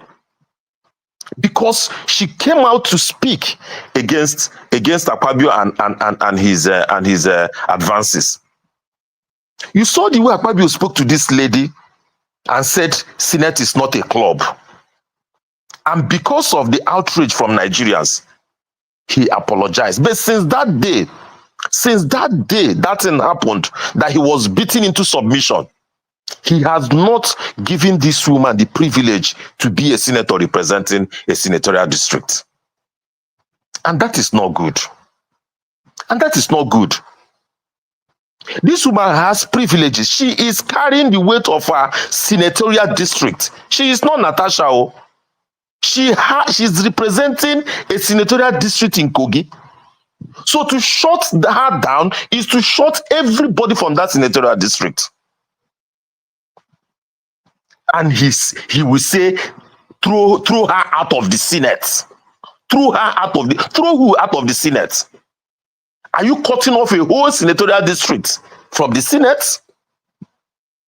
This case of this country belongs to us, we'll do whatever we like. We have to put a stop to this, or else everybody is going to collect. So everybody is going to collect. How can a respected woman that won an election, she wasn't rigging, she won an election, be treated like this because you're a Senate president? Senate president is just first among equals. So it's not like there is a special privilege. It's not like his own senatorial district is bigger than any other person. It is just selection from all senates. They just selected one person to be their president. So this excessive use of power, because they don't like her face, it won't work. And we are throwing out our best because that woman has made much more contribution than 20-30 men put together in that Senate. There are some senators that have not moved any motion before there. There are some that have not spoken at all. The only thing they do, those in favor say aye, they will shout aye. They have never said any other thing. And we are watching every institution in this country go down just because they don't like her face. Just because they don't like her face. We have to rise up and know what to do to defend the vulnerable ones. Because this woman has been made to be vulnerable. She's been knocked in and out. And for the fact that she still has her voice, those are the kind of people that we can say to go out to represent us. Because they cannot be cowed. They cannot be beaten to submission. The unfortunate thing is that all these senators went and took this car. If some of them have not taken this car to say, no, I cannot. It is morally wrong in the midst of this suffering to take this car. The person will have a bigger voice. But in this case, now it's almost like you can't collect from the other hand and start talking on the other side. If there are some senators or half of rep people that have roundly rejected this car, this thing would have given them voice. Just like Peter B says, that if there is anything you can count on me, then he won't be able to talk. He said, if you find anything, tell me and I will stop this campaign. If some of these people have rejected this car, I don't think there's anything that would have been used against them. But so be it. Now I'll move over to Wigwe family. Pastor Shingo is 90 years. Do you know that Osita, the elder brother of Herbert, died also in accident in 1997? Now Wigwe, Herbert, have died with his wife and his son in another, this is what to say, in a violent way. There were rumors there, no, I don't want to live in conspiracy theory, allegedly that the man knows what is happening to his children. That's not where I'm going to. But I think for this case to have gotten to the law court, the grandpa have mismanaged his family. The girl, Tochi, is more than 18 years. She is matured to manage her father's property. She's not a young girl. And for anybody to think a woman is not entitled to the property or whatever of his parents, that I have never heard before. If it happened in centuries before we were born, it doesn't happen anymore now. Obama had only 2 girls. Bush Jr. had only 2 girls. Clinton had only 1 girl. And their grandfather or their uncle has not come and tell them what to do in their father's house. Even Chelsea is married. Chelsea is married. Does it mean that Chelsea tomorrow does not have anything to do with his father and his mother's property? Tochi is still there. Instead of a grandpa to be the guide, the grandpa is taking her granddaughter to court because of property. That means those debts didn't touch him. Your first son have died in very controversial circumstance. Now your son again have died again in faraway USA in another controversial circumstance. And you're only interested in property. How many years? The highest the man will live is another 20 years. Let's say you want to live 110 years. He's 90 now. And then you come out to come and drag property with your granddaughter? I'm even saying that what we were left behind, this generation will not be able to eat it. They will not be able to finish it. That is how is 10 billion. That house was 10 billion even before our naira was devalued. It was 10 billion. So if they manage the wealth of that man, the university, everything very well, three generations will not be able to eat it. Thank you. I don't want to disobey. I'm so angry. I don't want to disobey your bell, but I'm so angry this evening. Thank you. In the second, if there is any second chance, I will talk about what Boko Haram, what they are ravaging in Nigeria, in the northern part of Nigeria, and every other way. Thank you, my brother. All right. Thank you very much, sir. Mr. Ike, it's good to hear from you. God bless you. Thank you so much for that wonderful submission. Grace Home and Property, thank you so much. I received 5,000 naira from you. God bless you. I'm very, very grateful. Thank you so much. May your pocket never run dry. Thank you. I would like to call on the next person to talk to us, which is Mother Patricia. Please talk to us, man. Good evening to you. It's good to have you on the show. 8 minutes. Good evening, Mr. Elvis. Thank you for all you do for us. Mommy Diaspora, thank you. Only God will reward you for this tireless effort that you put in this reshaping and rebuilding Nigeria and bringing dreams to reality. Yes, that's what we are doing here. And I'm grateful to God that I'm a part of it. Good evening, Nigerians. Good evening, everyone, from wherever you're watching us from. Whether you are, no matter your geographical time at this time, welcome to the program. Please like and share. It is very important. And hit on the $ as well. I want to especially thank those that have already gifted Mr. Elvis today. May God bless you and may your cup never run dry. Yes, panelists, thank you for keeping this candle light burning. I've not been here for some days now. I've been listening on the ground, on the background, but not.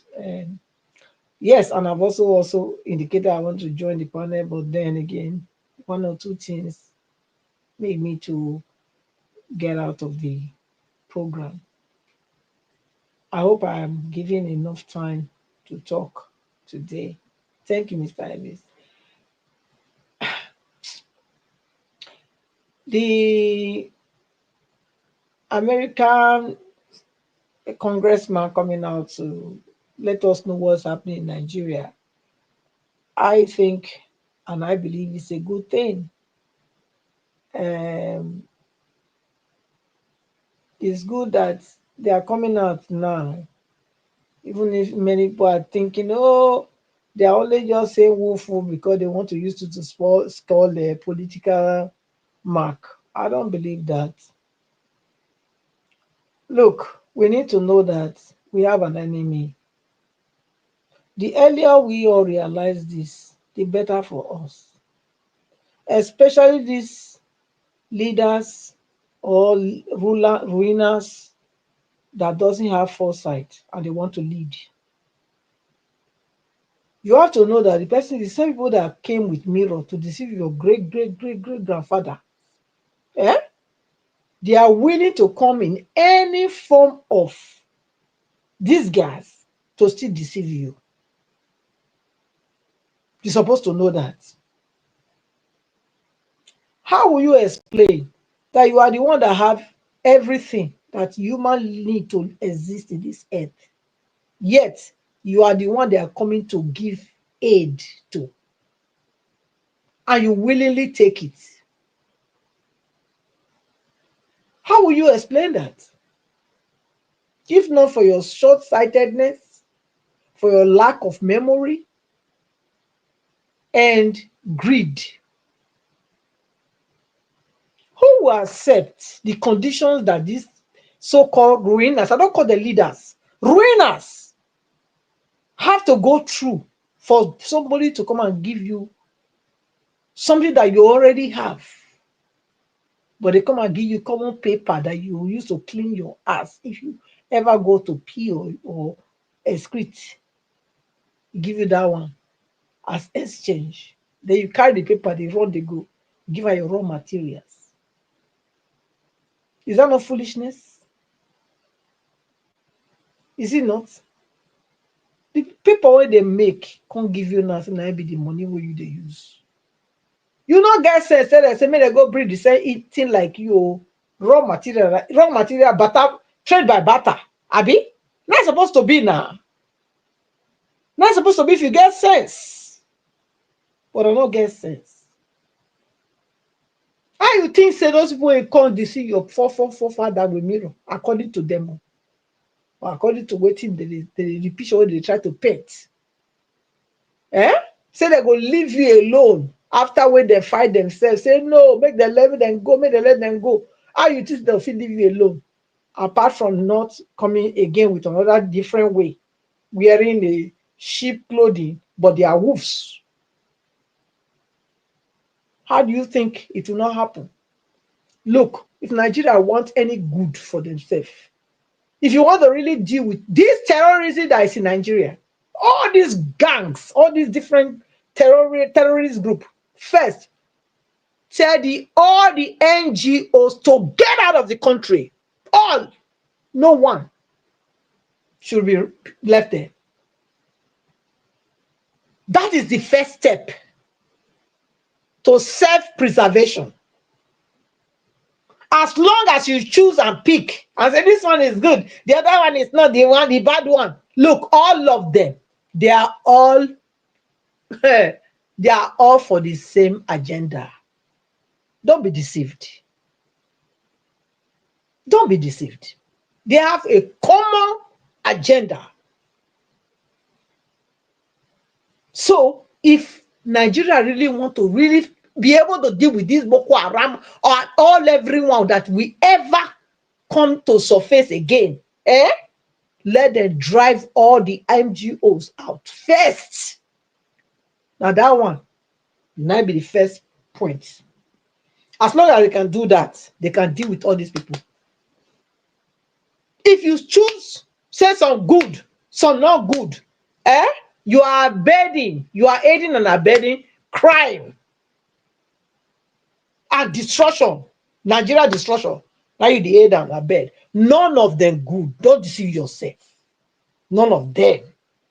All of them have the same agenda. People that are working in those agendas might not really know what is going on. Okay? They are key people that are in the top places that knows what they are doing. They are there to destabilize. So don't deceive yourself. People working there can tell you, oh no, we know this is not what we stand for. No, that's not what you stand for. Of course not. The one that know, not be you now. So you can defend the indefensible. But this is what I know. I'm not saying allegedly. I'm saying this is what they do. Okay? Mona they them, Mona they sleep. Who they give anybody something free? Is there any free air in Freetown? Is there any free air there? Or free water? You don't see that before? Of course, say they want to come vaccinate your people. Before they come, say they want to come vaccinate your people against sickness. But you know they survive before they come. What can I ask when I said this question? When I don't get sense. How na people take survive reach this day? How? Which day their vaccine begin come? Or their aid begin come? Which day? Comparing to how many millions of years when I don't exist. where we say without these people now, suddenly una be handicapped. Una don't know anything again. Now don't fall our hand too much.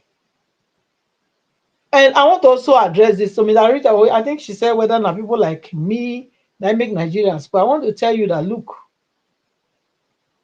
not people like me make Nigerians well. Babangida not be my age. Okay? Might look very old. And besides, now people like people in the day like from 40, 50 years, 55 years down. Now if it's a nice for Nigeria. Yes, and true. Now not one do on the quick way. Now one quick way maker. Now destroy Nigeria.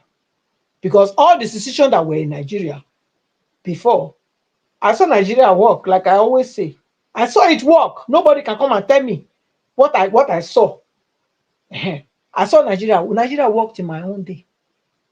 If you not work for your day, ask yourself that question: why not work? You should know whether they born now. If you say Papa will say go this side, Pikin go say no, they go that side, and the other side you want go. How you want to control them? You don't. They watch too many things. They see too many teachers in the same classroom.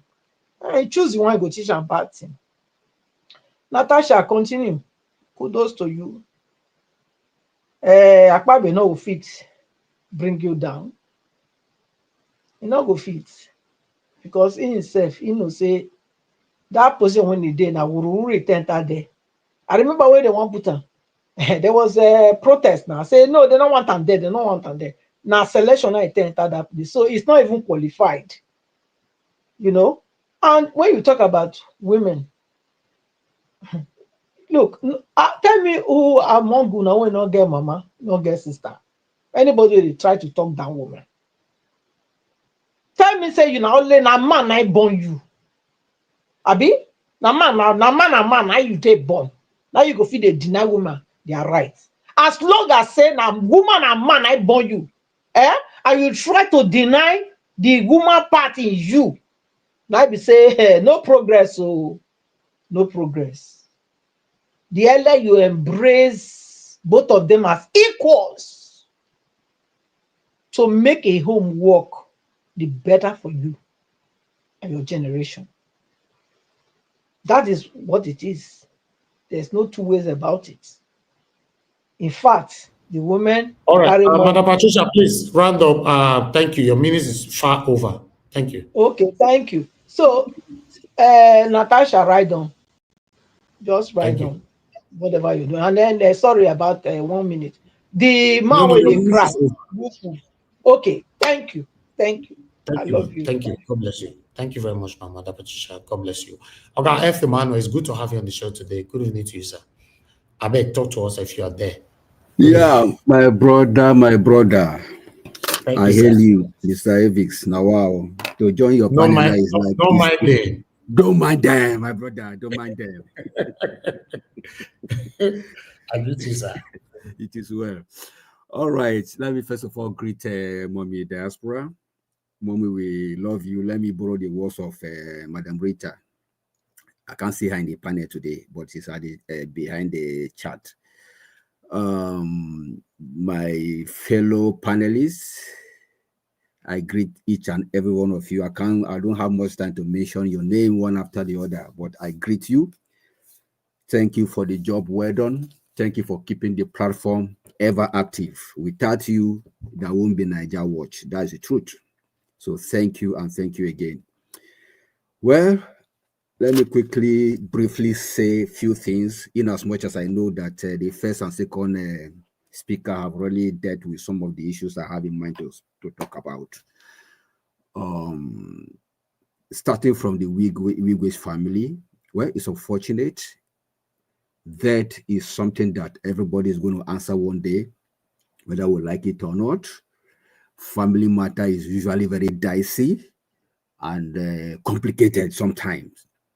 So I want to say something that before Wigwe died, does he have a will? If there is a will, the family should follow through the will. And if there is any other interest outside the will, I think for me, that should be discussed as a family. That should be discussed. That is where the wisdom of a father or of a grandfather comes in. And do it within the family without bringing it to the public. First of all, they should deal with the will as it is. If everything is will to A, according to what is written there, and is seen by the whole family, oh, this is will to A. Okay, no problem. In the family, we have A, B, C, D. For me, in the wisdom of a father or of an elderly man or a grandfather, you should now, if there are interests, if of course I know there is certainly going to be interest because of the level of the property and the amount of property involved here. So for me, I would advise that the father, the grandfather, or whoever the party involved should go into the inner room and say, okay, A, we have seen what the will is stating, what is written black and white. But however, can you let A, B, C have a little this as a family? And this should be done in love. This should be done in unity. I don't think it's much to ask of. After all, the owner of the whole thing is gone. So people should have that at the back of their mind, not to grab. Whatever you're grabbing, whether we like it or not, we're going to leave it one day. So the rightful owner of all these things we are fighting for is gone. That should be a lesson for everyone that is interested in this property. So for me, there is no need of, bringing your dirty linen in the public for people to begin to have opinion. So that is for me on that area that has to do with the Wigwe. The grandfather, the father, if you remember a few weeks ago or last week, Pa Adebanjo is gone. No. Then 2 days ago or 3 days ago, Pa Edwin Clark is gone. No. Now, Pa Wigwe, you're already over, you're already 90. So automatically, tickets have been bought. If possible, you have even cleared, in fact, you're already in the waiting room for your flight to take off. So for me, this is the time you should do something that you will be remembered for. Because the truth is, the last thing you do before your exit matters a lot. It leaves an indelible mark in the heart of people. So I'm speaking to you, talking to you, if you're hearing my voice, wherever you are, as a father and as a grandfather, the last thing you do before you exit is very, very important. So please, and please, do this as a family. I'm done with that. Then let me go back to Akpabio and Natasha. Well, I would liken to this to be, how do I put it? I like borrowing some of my lessons from the scripture. Proverbs 28 verse 1. If anybody has his Bible, you can check later. Say, the wicked flee when no man pursueth, but the righteous are as bold as lion. Let me draw a dichotomy here. The wickedness in the heart of Akpabio will not allow the righteous, the uncompromising Natasha to speak. The righteousness and the uncompromisedness in her heart that gives her the boldness to speak truth to power. Remember, she's representing a people. After all, both of you are in the same cadre, the same level. Just like you are just elected to be the class monitor. Nothing more. Akpabio is not greater than Natasha in any level. Everybody in that floor is a senator. So therefore, we decided to elect you as your class monitor. Everybody did that in the secondary school or primary school. we select Mr. AAB to be our class monitor, and that's all. And that's what Akpabio is standing. So why will he now shut which word will I, how will he shut her down to the point that asking for suspension? What an impunity, what a lawlessness. It's unfortunate that things like this are happening in our highly exalted democratical community. Let me use that word community, because anywhere 2-3 people are gathered, it's a community already. So they are seated down there to make laws, to direct the country, but already they're already doing it in an error. There is always check and balances. You can say something that may not go well with me, but that does not mean that I will shut you down. No. Freedom of speech. Whether I'm a lawmaker or I'm not a lawmaker, there is freedom of speech. Even though you're not going to accept what I'm going to say, allow her to speak. Simple. So, for me, what he just demonstrated there is lack of leadership. He'd have just kept quiet and allowed her to say whatever she wants to say, even though she's going to say something that doesn't make sense. In every nonsense, there is always a sense. That should have been it. That is for that. Then, for who again? What did I write down here? Let me see. I think I wrote down something. Okay. For the situation, the other video that the other guy was talking about Buhari, talking about the economy, talking about that's what we'll be saying here every day. Every day, know the economy is just nonsense. So there's nothing that guy is saying that we have not said here. We'll be screaming. We started screaming right from the times of Buhari, and now we are still screaming, even the loudest. So the truth is, Nigerians, our destiny, our future, our tomorrow, and that of our children and unborn children is in our action, the action we take today that will determine it. If we fold our hands, we close our mouth, then even we that are still living, we will have a tomorrow, and our children will have a destiny. So please, let's keep doing what we need to do to make sure that our government gets better. Thank you for now, Mr. Edix. Thank you for the time. Thank you, sir. Thank you very much, Oga F. Emmanuel. God bless you, sir. I appreciate you. I'd like us to move on to Black Panther. My brother, are you there? Yes, I do. Hold on a little bit. Good evening to you, my brother. Thank you. Talk to us. 8 minutes.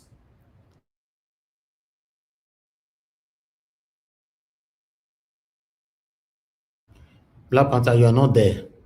Can you hear me? Hello? Your network is bad. You can't hear me. We don't go chop blast, we finish. How do you go seize? Can you hear me now? Okay, yeah, I think it's better. Go ahead. Okay, it should be better now because I changed my mic. I want to thank my minister. I want to thank everybody, thank Nigeria Watch and Mom in Diaspora, and to others, other protocols observed.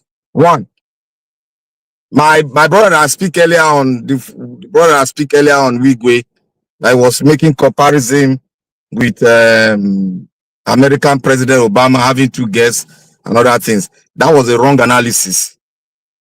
The reason why I said it was a wrong analysis because you have to differentiate the culture. You have to put in position the cultural differences. I've always said here, our culture can be amended. And there is a loophole right in front of us, but we are not speaking to that. That particular culture is right there. And the other brother, Mr. Africa, whatever, what's his name? African, I forgot his name. They called him.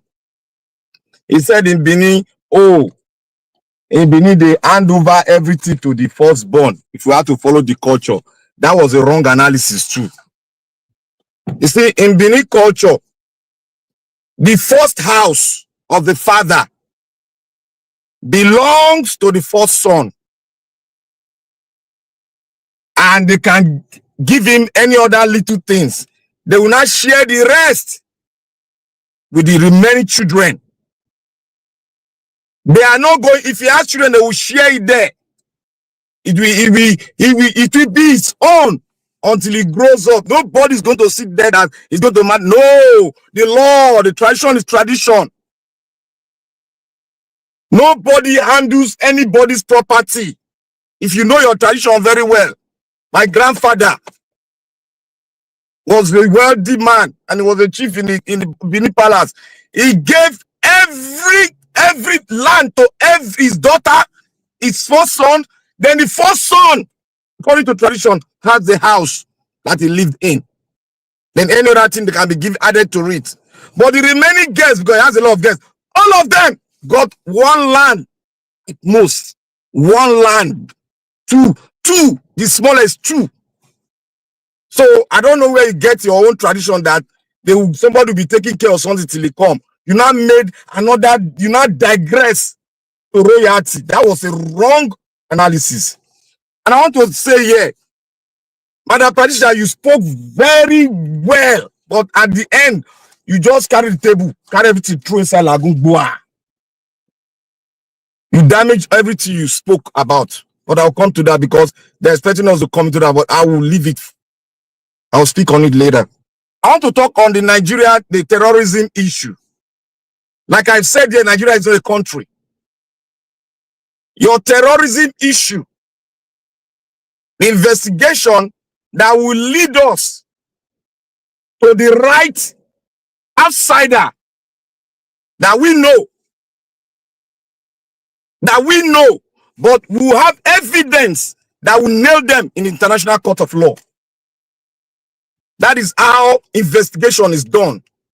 You don't stand on the premises of a rhetoric from the United States House of Representative member who was stating, listening to his English, he was not sure. I believe it is sponsoring Boko Haram terrorism in Nigeria. He was not sure. Go and listen to it very well because that issue is going to put him in trouble. It is crippling gradually. It's going to put him into trouble because he has breached so many security barriers. Because we know how USAID operate officially, but nobody know the unofficial operation. And the unofficial operation can never be spoken out there. It's top secret. So most of you that gallivanting around what they want you to focus on, why the substance is in your backyard, continue to focus on that. Let me tell you, 47 names has been given, brought out, and they gave the Nigerian government about 14 names, Nigerian politicians and Nigerian businessmen. Some of them are based in Dubai, while some are still in Nigeria playing the card. We are asking them, why did they not release the other 9 names that was left? Because it's 47. Why did they refuse to release those names, those politicians that are in government now, presently? Why are they? That name must be released because we have other names which are researched. In 2027, Punch released some names and he refused to do his investigation to bring out the other 10 or 9 Nigerian names that was in that list. They refused to do it. So if you want to start investigating, you must start from your home. That was why Dume was very calculating in bringing his word. He said USAID, they raided USAID. And Chief of Army Staff said they found out. He didn't say they raided US, because if you raid any American official department, it is going to be very difficult too. He's going to call a diplomatic war. So that thing, let us put that aside because that is a lie. Now, he said, the chief of army staff said they were treating some Boko Haram people. Now, I want to ask the chief of army staff, why did you and Buhari government granted them amnesty? Why did you grant the Boko Haram amnesty? And you turn around to say they are treating the Boko Haram captive that were injured. Why did you not grant them amnesty? Now, you granted them amnesty and you brought some of them into the Nigerian military and police. We all saw the evidence. I said this thing, they are just deceiving themselves with words. They are going to talk, they are going to say the truth. Oh, before we know the truth, Buhari must come to testify. And the president in charge now must bring out the remaining 9 names of the Nigerians that are there on the list. He must release it. So I will go to the Senate president. The Senate president is just playing a joke because if he go too further, he might be impeached. That is how politics is done. He might be impeached because you cannot take the right of a senator because he quoted the law and that law is right. Right, you cannot take it from her. She must stand up and that right must be granted. It's not optional. It must be granted. It's all over the world. It must be granted. If that quotation comes up, it must be granted. Even a judge, there are some right a lawyer has. He will say, my judge, blah, blah, blah, blah. The judge will say, speak. So if we go further to suspend or to take her out, it's illegal and she go to court and she win the case. I want to go to the article. Now, you spoke one word. I was listening to it. I went back and investigated. You said, why is it that our senators are quiet? I want to take everybody's mind back to the conference they had where El-Rufai, Atiku, and some others were there. Those people that have ganged up against Nigeria were there speaking. If you play Atiku's statement very well, go back, you play very well. Atiku said, I quote, he said, from a reliable source, those of them that work with me from a reliable source, every senator, all the senators, the reason why they are not speaking, each of them were given 50 million naira to keep quiet, including your Labour Party people. 50 million naira to keep quiet, not other things, to keep quiet, not to revoke or do anything contrary to the will of APC in the House. It's there. It's in that. That is why when you listen to people, you go listen to it, finish full detail. It's there. That is the reason why they are not talking. Let any of them come out here because they gave them cars. Some of them said they refuse it. It was only 2 people that refused those cars. And those people are El-Rufai's son and his friend. Both of them are in the house. Fact check me, it's in the media. Now, I will go to, before I go to the Edo State, that will be the last. I will take it the next time when I come back. I will go to the pastors. You see, many of us, Jesus Christ, at the end of the year, at the end of this life, he will ask us, what did you say when that man committed evils? 10 seconds, sir. You will tell him that you kept quiet. A pastor now, a Nigerian pastor now, which we have been talking again, that 99% of pastors in Nigeria, they are evil and satanic, and they are corrupt. Thank you, Nigeria Watch.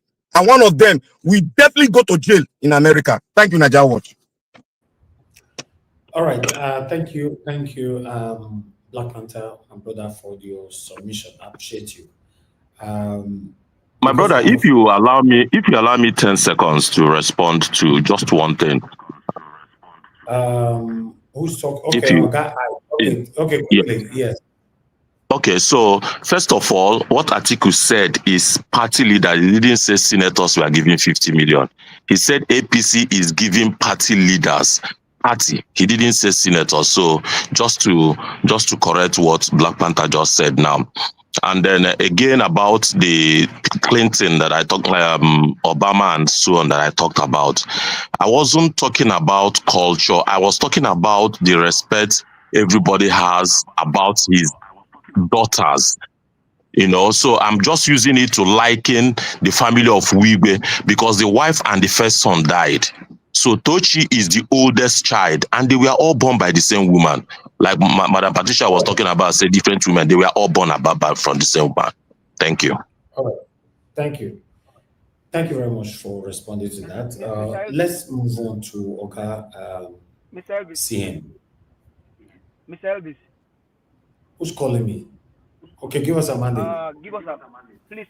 If I just want to make a request, I just want to beg the indulgence of the panelists and allow. You say what? You want to speak now? Yeah, they can allow me. Can you allow me? If okay, yeah, go ahead. Yes, that's fine. Go ahead. Okay, thank you very much. I do appreciate you. Well, greetings to everyone. Because here I greet you. I greet all of the panelists, Mr. Jonathan, and then others who allow me the time to speak. I do appreciate it. I do want to stand on the existing protocols, and then Mommy Diaspora, I greet you. Thank you very much for always holding forth for us here. We thank you so much and appreciate you. Mr. Elvis, let me pray for you again today, like we've always prayed for you. God will continue to bless you and keep you for your great work that you are doing, for always keeping Nigeria Watch as a trailblazer. I need to speak loud, please. It's too low. Maybe we can even call Nigeria Watch now. When you say Nigeria Watch Media, you say trailblazer. So thank you very much. I do appreciate it. Hopefully I'm coming out clearly now. Thank you very much. Well, let me start on the issue of the senator in the House, right? And I think that my brother, I think Mr. Is it Mr. Ike or Mr. Jude? Thank you very much for referring back and then taking the minds of Nigeria back to what Akpabio did when he was the chairman of NDDC. See, Nigerians, I think if we all open our eyes and then probably open our minds, we'll see that what Akpabio is doing in the House is just a show of shame. Show of shame to the Nigeria as a country, if there's any, as a country, show of shame to that hallowed chamber called the Senate House, and then also a show of shame to that seat where he sits on, because ordinarily there should be a check to the executive power, but they are not doing anything. In fact, what they are doing is they are in collusion with this executive to do evil against Nigerians. And so that evil will continue. The only admonition that I have for Ireti Kingibe and then our sister from Kogi State is that please stand your ground. The same opportunity, the same privilege that Akpabio has in that house is the same thing that you have. Like my brother said, Mr. Jude said, if in fact, maybe if you compare his own constituency to yours, it may not even be bigger than yours. And if it's bigger, it doesn't really make any difference. You have the same power, the power of the people that sent you to that house. So, and that's why the last time I was mad at Senator Ireti Kingibe, because I knew how for example, Mr. Ellis, for example, Mr. Ellis had to look for someone in Abuja to go and cover the election in Abuja. In fact, that man was in the rain. He was raining in Abuja. That man went everywhere in Abuja to make sure that the election in Abuja was covered. Now, the presidential election in Abuja was rigged, but Kingibe got to the house. There should be a voice for the people. She became all of a sudden silent. And here's where I'm going. When they gave them that vehicle and they collected it, that was it for them. That was it for them all. That was like you take bread and you put in the mouth of a baby and say, you know what, keep quiet. That was what they did. By them collecting that vehicle, they have shocked their mouth. Nothing. They cannot do anything again. So it's so sad. But the other lady, I think I forgot her name now, from Kogi State, please stand your ground. Stand your ground. Don't be intimidated. And it's painful when men tell you that women, they are only good for the kitchen. Most of you men, you have ladies as your manager at work. Why not resign that work? You have a female as your manager at work. Why not resign your post at work and say, you know what, because Natasha is my manager at work, because Kenny is my manager at work, I won't be here anymore. Resign your work and leave. But all that you care now is that women are only good for kitchen. We played here in the last election. So all that men can tell you that women are only good for the kitchen, and that's what they are telling them in the house. Please, Natasha and Ireti, wake up and fight for the people, because that's the only reason why you went there. Akpabio the only thing Akpabio has now above it is that seat. Other than that seat, you are both equal. Now let's go to the Wigwe family. Mr. Elvis, thank you. A reference was made to what we did here, I think a week before this court case came out for the Wigwe family, when you brought Barrister Libros Oshomo on wheel. Most of our parents are not here. It was extensively discussed. Now, let me say this to Black Panther and to others, that you think that tradition, I'm not against tradition, and I don't think that what Mr. Good said was wrong. He's only entitled to his own opinion. In fact, even Mr. What is it, Mr. Our man I always call him. Now, when there is already a written document, you throw away tradition, because this is how the owner of the property said in that document, or the will, say, this is how I want my property to be distributed once I buy. And that was what Wigwe did. So saying that a tradition, a girl cannot inherit. Hey, okay, Wigwe said in his will, he said, all of my will, everything should be given to my children. So at that point, are you going to say tradition? Are you going to say Wigwe, you don't know what he was doing? Wigwe has a document. He has already written a document and said, this is my property. The house in the Kogi, the one in Chicago, the one in Las Vegas. This is how I want them to go. You cannot bring in tradition here and say the father. No. Tochi is an adult. Even forget the case of adults.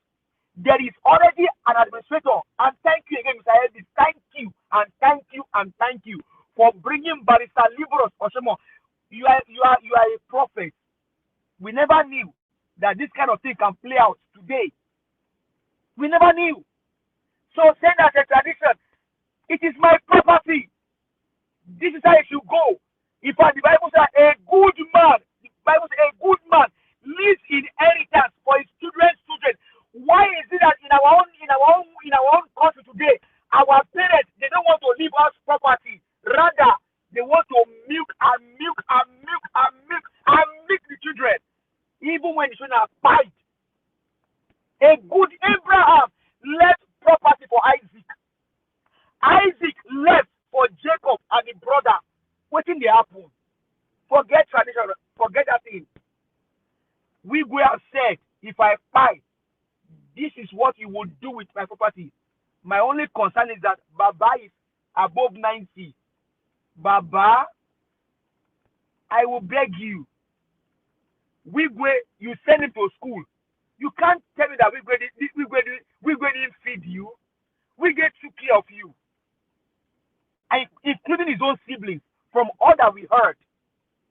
So, Baba, please, these children, they are your grandchildren. We may also have built house for you. Let these children, let them have peace of mind. My beg, please, I beg you, Baba Wigwe, let your grandchildren, let them have peace of mind.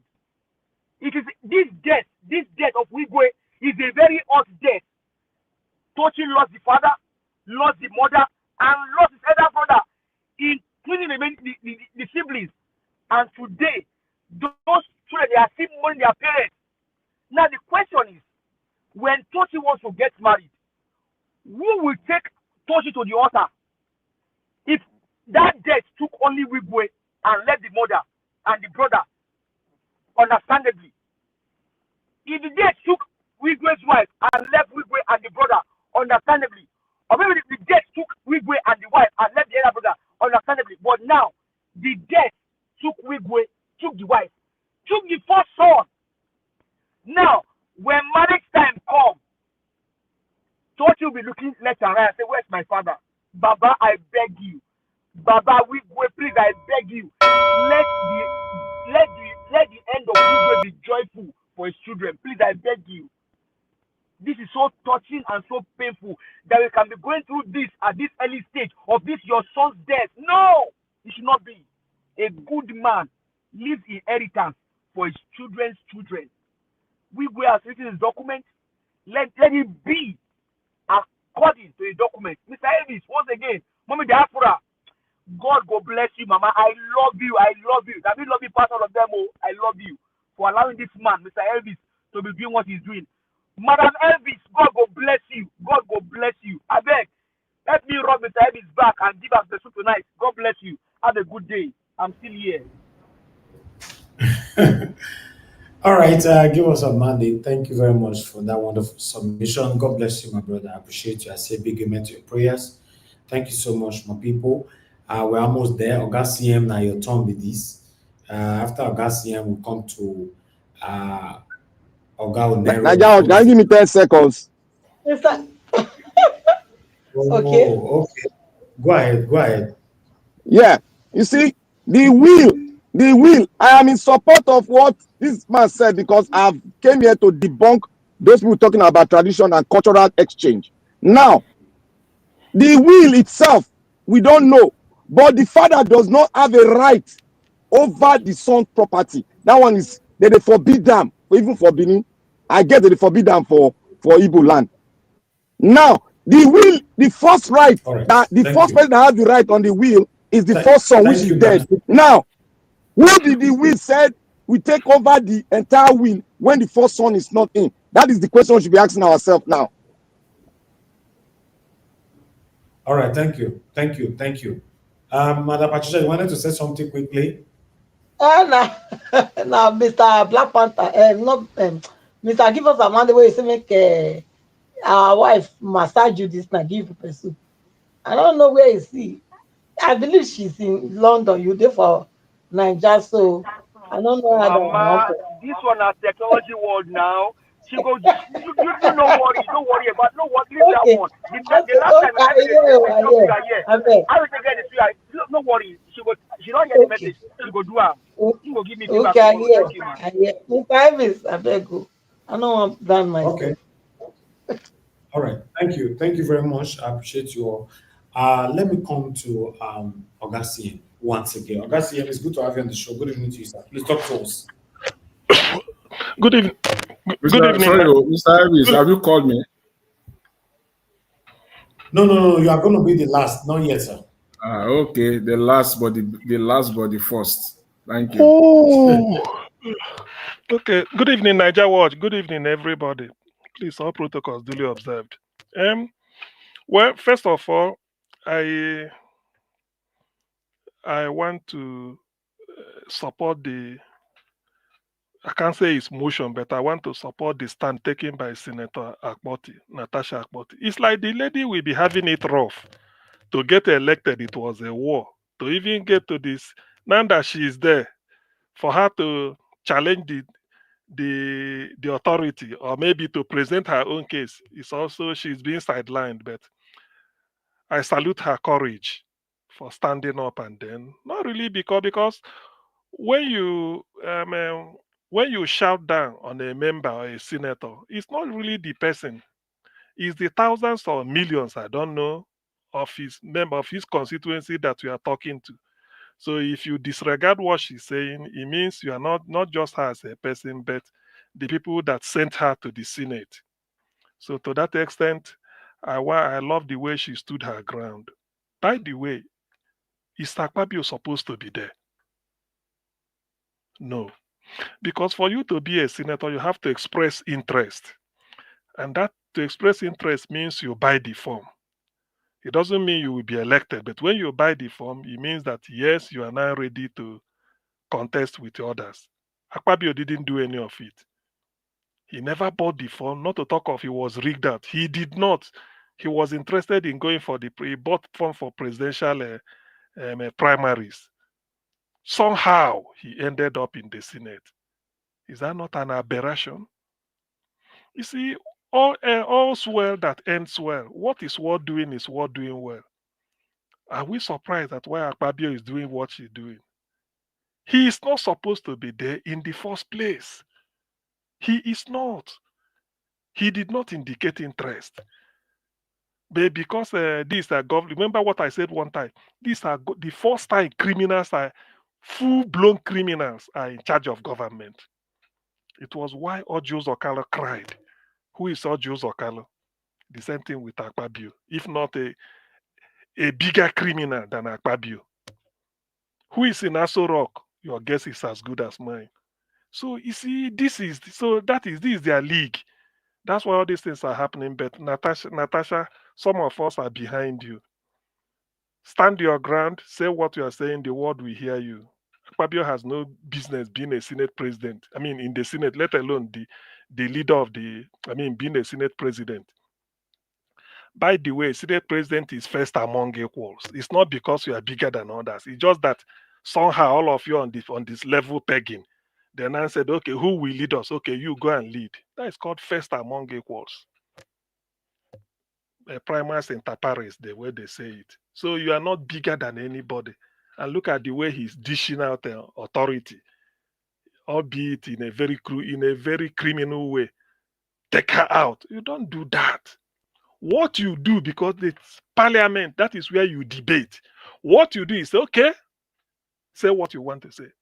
When she must have finished saying, you open the Senate rule or the Constitution, there's a way you... I remember Chuba Okadibo. If it's the time of Okadibo, he just allow you. When you finish double PhD, one in philosophy, one in political science, he will address the point, and then you will feel ashamed interrupting. You don't send somebody out. That is defeatist. You don't do it in a debate. You don't.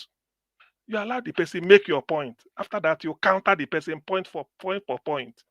In the end, the person will not be.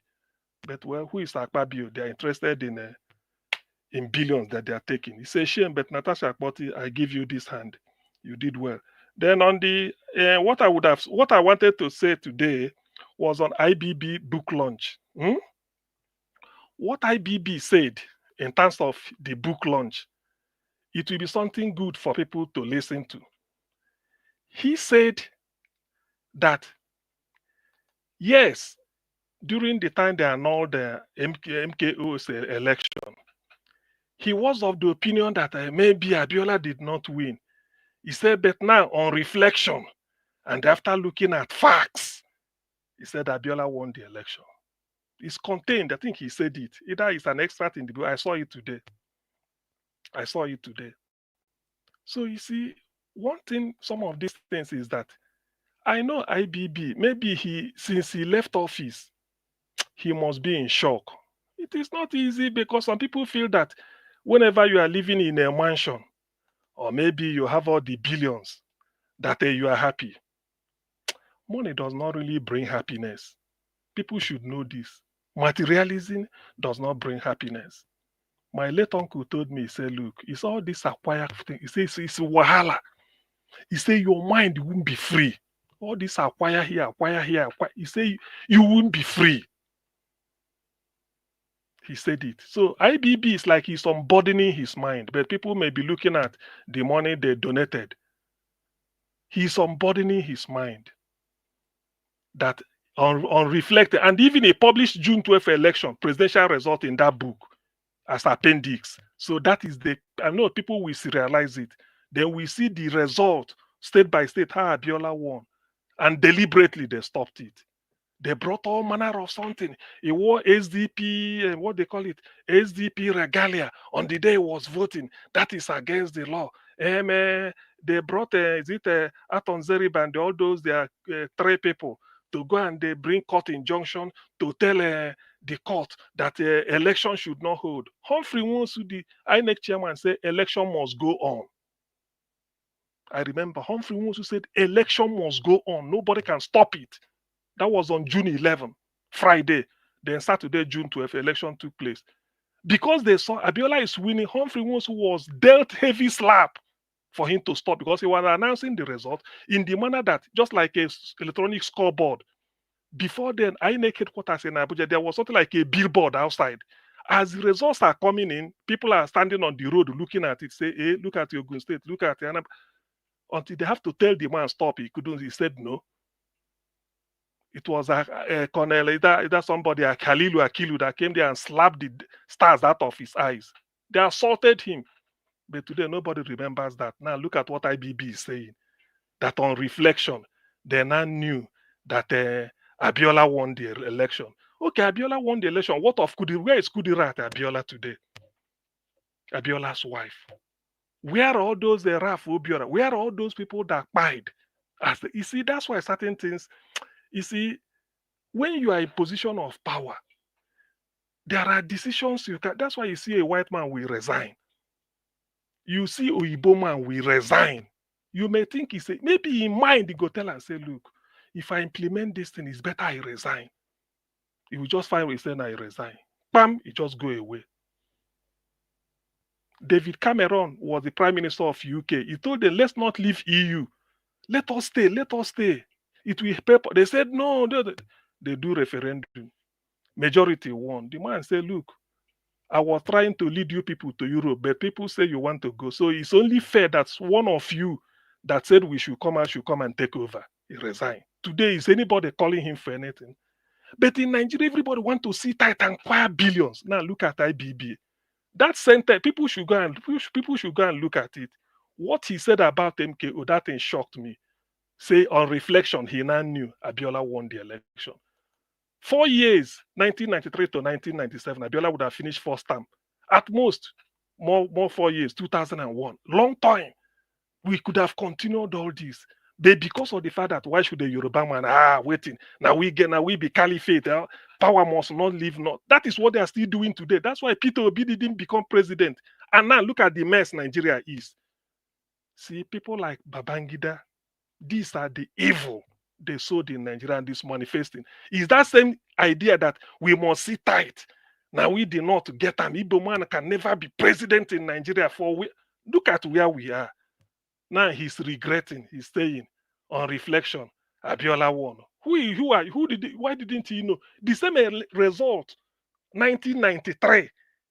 The day, that same result he saw 1 week after election, yet he didn't believe it. That is what he's now putting in his book to say, don't say the results are there, that Abiola won. And that same result did not just come today. You see, we black people, we are evil. That's why. Dr. Siam. Thank you. Just if you give me just 10 seconds, Dr. CM. Thank you for this. Take 15 seconds. Thank you for this submission. I'm so grateful. He's trying to rewrite history. And I can only say that the likes of Mahmoud Yakubu, in his days, when his days are rounding up, he will try to rewrite history of 2023. He will say the same thing. Oga Jonathan, why no advise Yakubu and Agbado make them step down for Obi? If they rewrite their history. Don't mind them. All of them are liars. Let them go to hell. What stopped Babangida when Abacha was even there? Okay, please. Okay, sorry. Let me. I don't know whether I still get up to a minute or two, but let me say this. Thank you. 1 minute. Okay. Thank you. What IBB said is, let me read it out. Although I am on record, means IBB. Although I am on record to have stated after the election that Abiola may not have won the election, upon deeper reflection and the closer examination of all the available facts, particularly the detailed election results, which are published as appendix to this book, there was no doubt that Abiola won the June 12th election. Now, this is what I extrapolated from it, my own. Sometime, one day, some Nigerians will wake up to tell us, although we were on record to have stated that the kangaroo trial, which alleged that Mazi Nnamdi Kanu, leader of IPOB, committed treason, which was audaciously upgraded to an act of terrorism.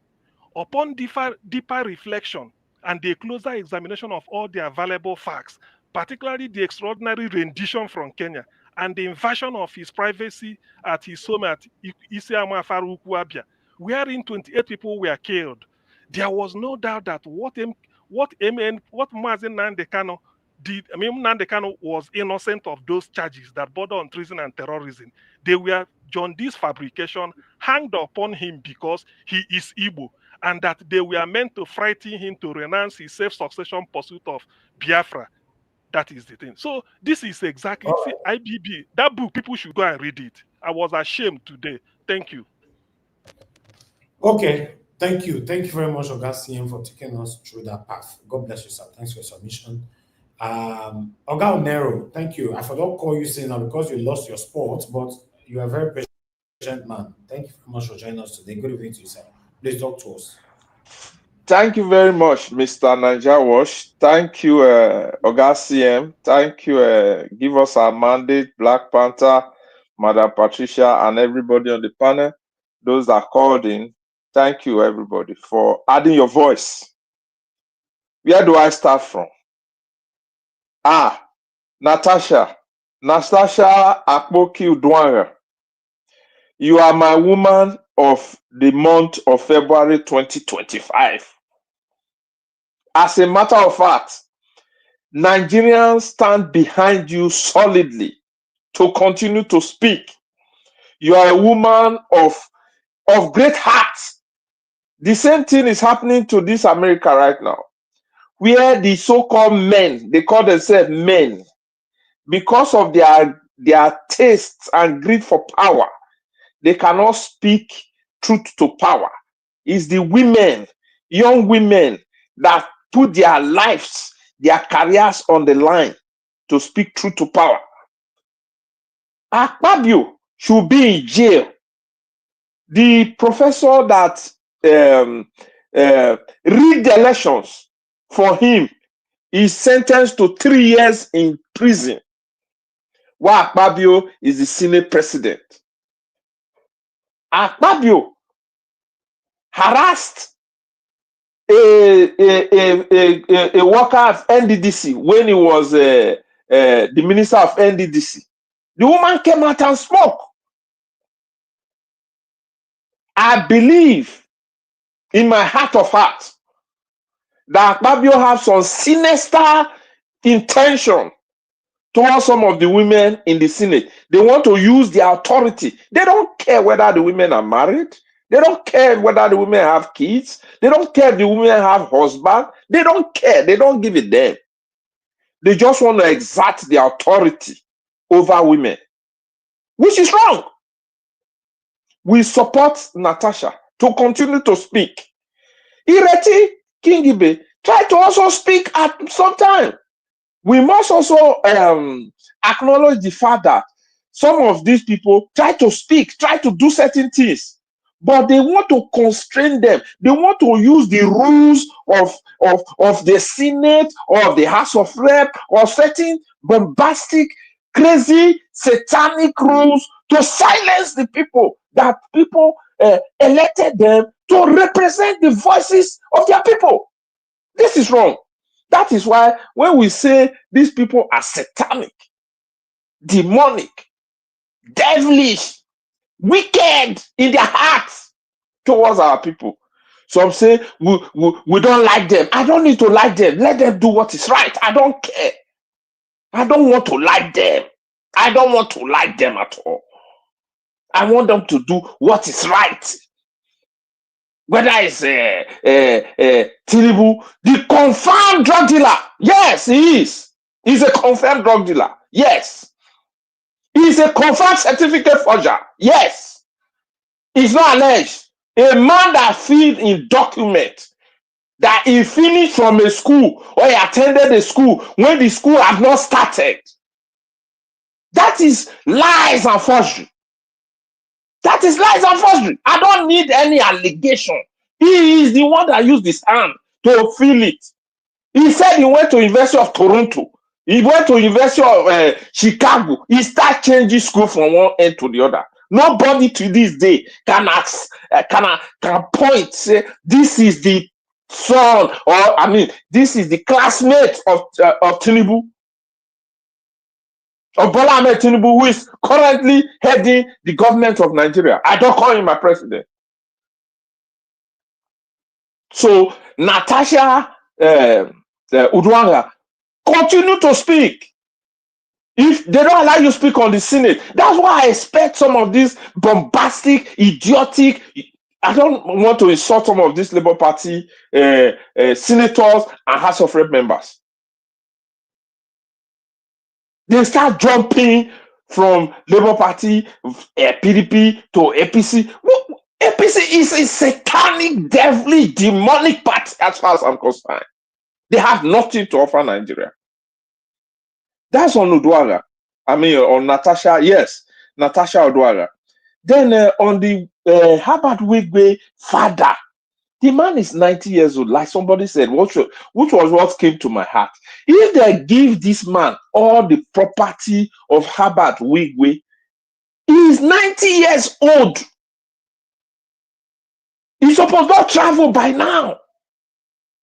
So if they give out the property, which life you want to enjoy that property? Which life? If we live long, maybe 5 to 10 more years, the man is gone. So you go drag property with 26-year-old girl that still have more than 50 more years to live on this earth. For me, that's stupidity. It's not greed. It's not only greed. It's stupidity as far as I'm concerned. Sorry to use that word on him. It baffles me. It really baffles me. Then people talk about will and will. That man would have written his will, but the will would have apportioned properties to the wife, to the son, that also in the process of that helicopter accident. So the grandpa of that girl acting like that is amazing. It's surprising. People talk of culture. Our culture does not say the parents will go and drag the property of the child. No, if you go by culture, then the man is acting contrary to culture. You don't go and drag your child's property. When the child, if your child does not have children, then it's a different case. But in this case, he has grown up, a grown-up child. So we should all speak against such. I don't know about which tradition they are following. Then on Brother Mike, he said Tinubu government is a nightmare to the poor. No, it's not a nightmare to the poor. Tinubu government is a nightmare. It's a heartless government to all Nigerians, whether poor, middle-aged, mid-average people, or rich people. Even the rich are crying, except those are in the government. Even those in the government are also lamenting. So Tinubu government is a wicked government. It's an evil enterprise, inflicting pain, and they are manipulating data. Imagine they say they rebase the inflation data from 30-something%. The inflation just dropped by 10 points. That shows you clearly that is manipulation. Then I think it's the SDP presidential candidate and the NNPP statesman, Buba Galadima, that said Nigerians are facing and enjoying the consequences of the vote they voted for. They asked Galadima that the people are suffering. He said, yes. For me, those people that collected money, we watch them in those states especially. Even though the evidences being presented in court is indicating that, of course, Asue Godalo won the election, but many people, we were here. Okay, if you can recall, on the day of the election, we were following it. You were going place by place. We were showing how people were collecting money. I was trying to, that day I joined you on the panel. We're trying to say, oh, no. It was some people. No, the people were collecting 5,000 to mortgage their own suffering. That's why I have said, and I repeat again, those that voted APC, supported APC in the last election and subsequent election, Before I support anybody, I must confirm if you voted or supported APC. My shishi, 1 cent will not go to you. Thank you very much. God bless you. All right. Thank you very much, Ogal Nero, for your submission. Yes, you were with me that day, I remember. The unfortunate part of it is that those people that are supporting APC, once they're already hungry, they're not going to let you know saying APC they support. You know, they will disguise. You know, so that's it. But still. No, sorry, Oga Elvis. Sorry. Like I said, whether they disguise, they not disguise. I go try find out before I commit my 1 cent. I don't care the circumstances, whether the person is sick, if they die, he break leg, he family. No, thank you. All right, thank you, sir. Thank you. I retired those Jagger. Thank you so much for the super chat. God bless you. I'm very, very grateful for this. Thank you so much. All right, the last person on the panel is Oga, Mr. Jonathan Kisley. We'll finally come for you, sir. Talk to us. Good evening to you. Yeah, thank you. Thank you, Mr. Elvis. Thank you very much. I agree to. Thanks for the good work that you are doing. God bless you. I greet fellow panelists. God bless you all. Mommy Diaspora, I greet you, man. God bless you abundantly. And all the commenters and all the callers and all the listeners, I greet everyone. You're welcome. Let me quickly say this. Dr. CM said, and I quote, full-blown criminals are in charge of government. Yes, I couldn't agree more. Full-blown criminals are in charge of the Nigerian government. No doubt about that. That is uncontestable, undebatable, incontrovertible facts. Full-blown criminals are in charge of Nigerian government. From the executive to the legislature to the judiciary, full-blown criminals are in charge of government. And I'm glad. Jonathan, I agree with you. Don't mind them. I agree with you 100%.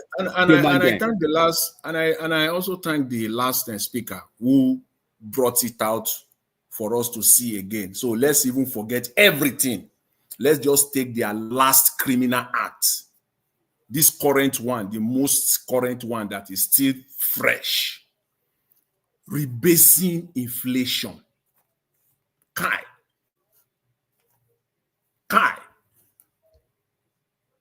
So what they are now telling us is that once you get into office in Nigeria, from the date you are sworn in, we should forget everything about Nigeria in the past. It is my home. Start counting me from that date. And the same set of people are so obsessed about Jonathan. When it is convenient for them, they will go back to that one. But they don't want you to talk about anything else. I don't see where economy, I don't understand. It is only in Nigeria, and Nigerians are quiet. Full-blown criminals are in charge of government in Nigeria. There's no doubt about that. And again, in every sphere of life in Nigeria, we see it. Even this old man, Babangida, coming out now to put out a book, to distort and to rewrite history. That's just it. So that generation coming, you want to put, you want to dent their thought process so that they will look at what everybody has been saying, so that they will also say, well, this, after all, we will start hearing that now. After all, Babangida has, he came out to at least to acknowledge. You see the distortion there. So the narrative cannot be straightforward again. So it's trying to lay this down before the end of his days, which is very, very close, of course. Nobody is going to live on this earth forever. But counting by his age. So an attempt to distort history entirely. Full-blown criminals, young and old, men and women, they are in charge of government in Nigeria. Thank you thank you. Because on this platform, I've had list of quotes that I've listed, it comes from, from the anchor, Mr. Elvis, to all panelists, sometimes callers. I have this is one of them that has entered into my list. Because that line, I've never thought of it to even bring it out like that. I heard it today. Full-blown criminals. Let that sink in. Full-blown criminals are in charge of Nigeria. And that's why one of the panelists today who started today said Nigeria is not normal. Well, I always say that. Nigeria is not, Nigerians are not normal. Nigeria is not normal. In saying that, we must know that it is people that makes up a country. There's no country that is in vacuum. It's made up of people. So by extension, we can say that the people in that space, they are not normal. Because we cannot just say Nigeria is not normal. Not normal by who? The people inside. Majority of people there, they are not normal. That's why I took very seriously. Thank you for showing Dele Farotimi's video. I know I've watched that video before, but thank you for bringing it out today on the platform. It gave the right response. Dele Farotimi today gave for people to hear. If you have not listened to that video, thank you for bringing it out today. He gave the correct response. See, God bless him. Wise guy. Blessed guy. That is the right response. This old man, Chief Bode George, has been struggling to provide this response because he also said he will leave Nigeria if Tinubu becomes president. They've challenged Bode George on this. He will be rambling. He cannot give a straightforward response. But Baba, if they want to silence Chief Bode George today, but you said you will leave the country, you said you will go to Ghana, but why are you still in Nigeria? The man cannot respond. So you can see that age has nothing to do with wisdom whatsoever. Look at the response of Dele Farotimi. I'm still in Nigeria because the truth, very simple question. Tinubu did not win. So why should I leave? If actually he won, I would have left the country as I promised or as I, made it known to people. But he didn't win.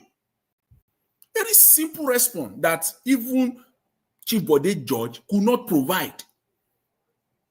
For the past year plus, this man has been struggling to provide a response to that question.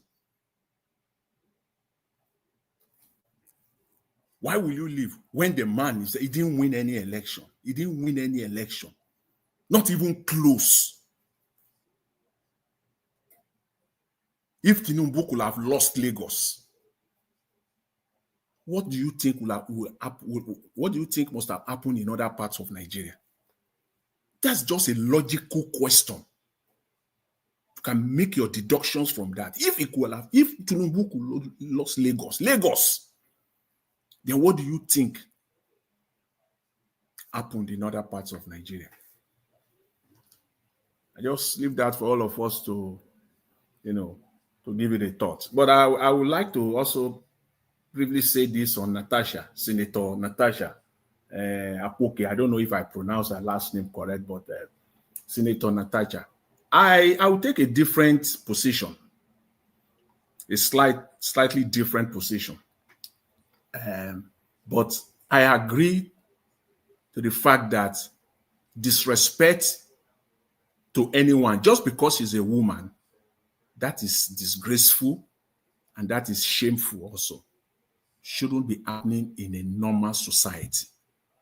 Should have given her the space, let her express herself, whatever she wants to say. So on that, I agree with everyone.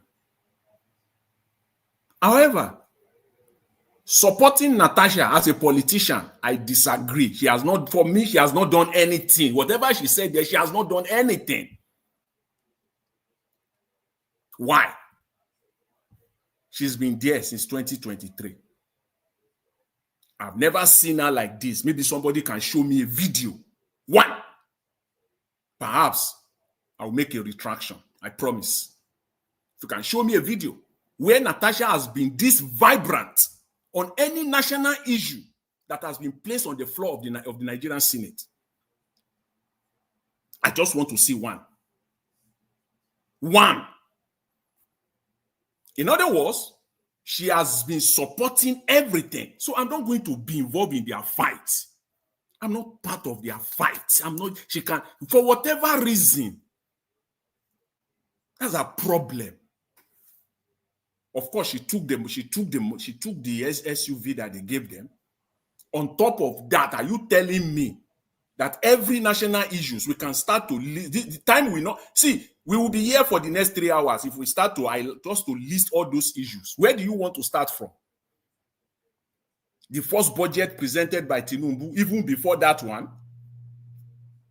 the billions of dollars that Tinubu has borrowed so far, the Nigerian national anthem that was changed, the 2024 budget, now the 2025 budget,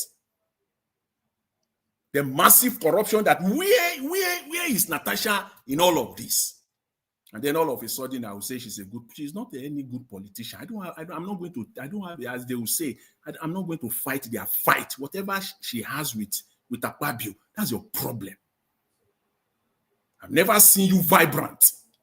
That's my take. I've never seen you vibrant as a politician, as a sitting senator on any national issues that will now make me today to say, this is my man. I'm backing him or her up. I'm supporting her. Why should I? So Nigeria, don't let us fall for this cheap crap. Don't let us do that. The same way we talked about it here some few days ago. Mr. Elvis has been complaining. There's no electricity for the past few days. Let them give them that electricity now in Nigeria for 5 hours. Some people will even take to social media and they will be pressing the same government. Why should I? Pressing the same system that has consistently put them in darkness for all their lives, in fact. So I'm not there. I'm not in any senator, any legislator in Nigeria. Before I can line up at your back, I want to see how vibrant you are on all issues, whether you oppose it, your reasons, whether you did not oppose, bring it out. Let us see, so that on days like this, we can line at your back and support you. So for me, that's my take. Not only on Senator Natasha, I respect her, of course, as a woman, a mother, a wife, yes, and she should be respected by all means. But as a Nigerian politician, please, as we always say, please, please, please, please, don't let us be part of their fight, because they are not there for us. And then the last two things I want to talk about is Wigwe's estate. Let me quickly say this. Everyone has said, I don't think I can add anything to what I've been said, but I'll just say this to the old man, Wigwe's father. Shameful. So shameful. There's this prayer. Now I know there's this prayer that may your children be greater than you. Somebody was telling me that, you know that some people don't like that prayer. They will not say amen when you mention it. You are very right. They will never say amen. I didn't believe.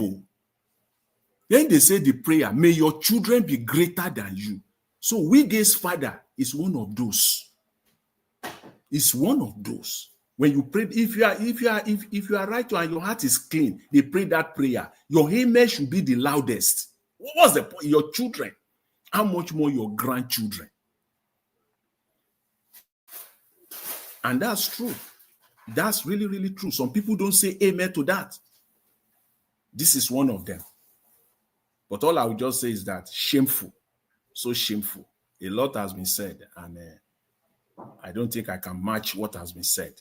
But that's just what I would say. And finally, on the this visa thing, they are still talking about it. I don't know. I just don't understand. I still saw it on Arise today. They are still talking about this visa thing, visa denial to the chief of staff. Why? What is it? What's the big deal there? Canada has the right to give or to deny visa, and all countries has the same right too. Thank you, Mr. Elvis. Just some few seconds. Let me quickly round up. You know why they are talking about it? Even why the man involved at the set of this came out. It is personal to him. It is never official. It has nothing to do with Nigeria. It is a personal fight for him. If it is official, go through the route, the normal route, the foreign affairs. You don't even need to mention it in the public. Canada is one of the Western countries that has no interest in Nigeria. They don't give a damn. Because why? For the simple fact that Canada don't care about Nigerian crude oil. Canada has one of the largest deposits of crude oil in the world. So they don't care. Case study. When Abacha Pike and Saruwiwa, Canada was the only country amongst the Western countries that they left Nigeria and did not return until after 1999. They have the guts to do that because why? They don't rely. All other countries, they rely on Nigerian crude one way or the other, in one shape or form. Canada doesn't care. And that's why they can take the bold step. All right. Thank you. Thank you. Thank you very much, Mr. Elvis. I'll leave it there. Thanks. Thank you very much, Mr. Jonathan. God bless you. Thanks for your submission. I appreciate you, sir. Thank you very much for calling in. Your name and where you're calling us from. You have only 1 minute. Hello. Good evening, Elvis. How are you? Yeah, I'm good, sir. Your name and where you're calling from. My name is Big Heart. I'm calling from Republic of Ireland. Thank you very much, sir. You have 1 minute. Just go straight to the point. Thank you, sir. All right. Very quickly, honestly, I have to thank you so much for your platform. You've been doing so great. And I thank your panelists as well. And from CA, Jonathan, Black Panther, the loud voice. And keep it up. Carry go. So, the one point I want to make is I think the issue of Boko Haram, we should be shouting louder every day. Why do they always grant amnesty to a group of Boko Haram members and integrate them back into the military? I think Black Panther did something like that today. I think we should be speaking about it over and over again because I see that as the greatest danger that Nigeria is going to face in the future. You know, repentant Boko Haram members, they keep reintegrating them into the military. It's a huge concern. Thank you so much. That's what I want to bring out there. Thank you very much, sir. God bless you. Thank you, Big Heart. Thank you. Thank you, man. All right.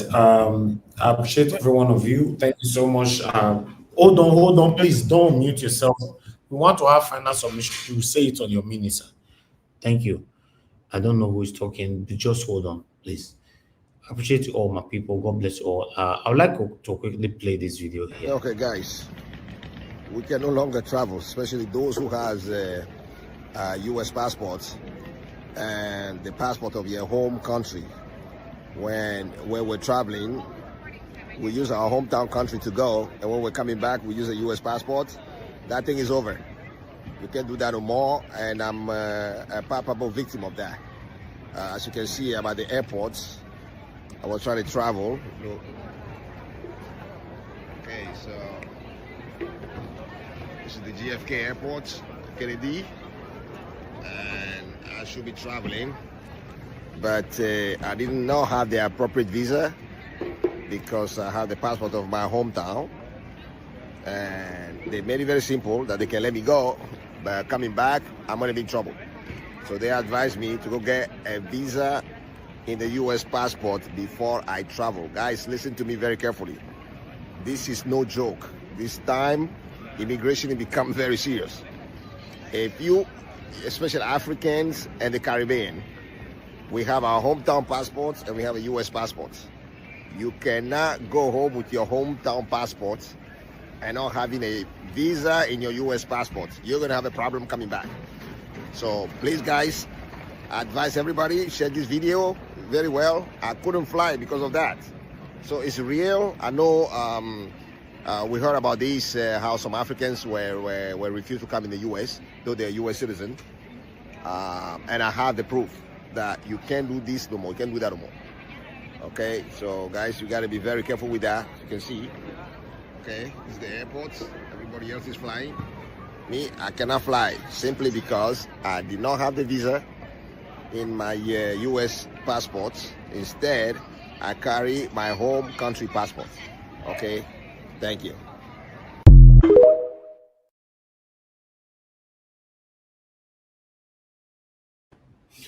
All right. Thought I should pass that information right there. A lot is going on there in America right now. So to advise people that have a American passport and Nigerian passport, if you're traveling to Nigeria at this particular moment, no say when you are returning back to America, you might likely face some problem. According to that video, I don't know.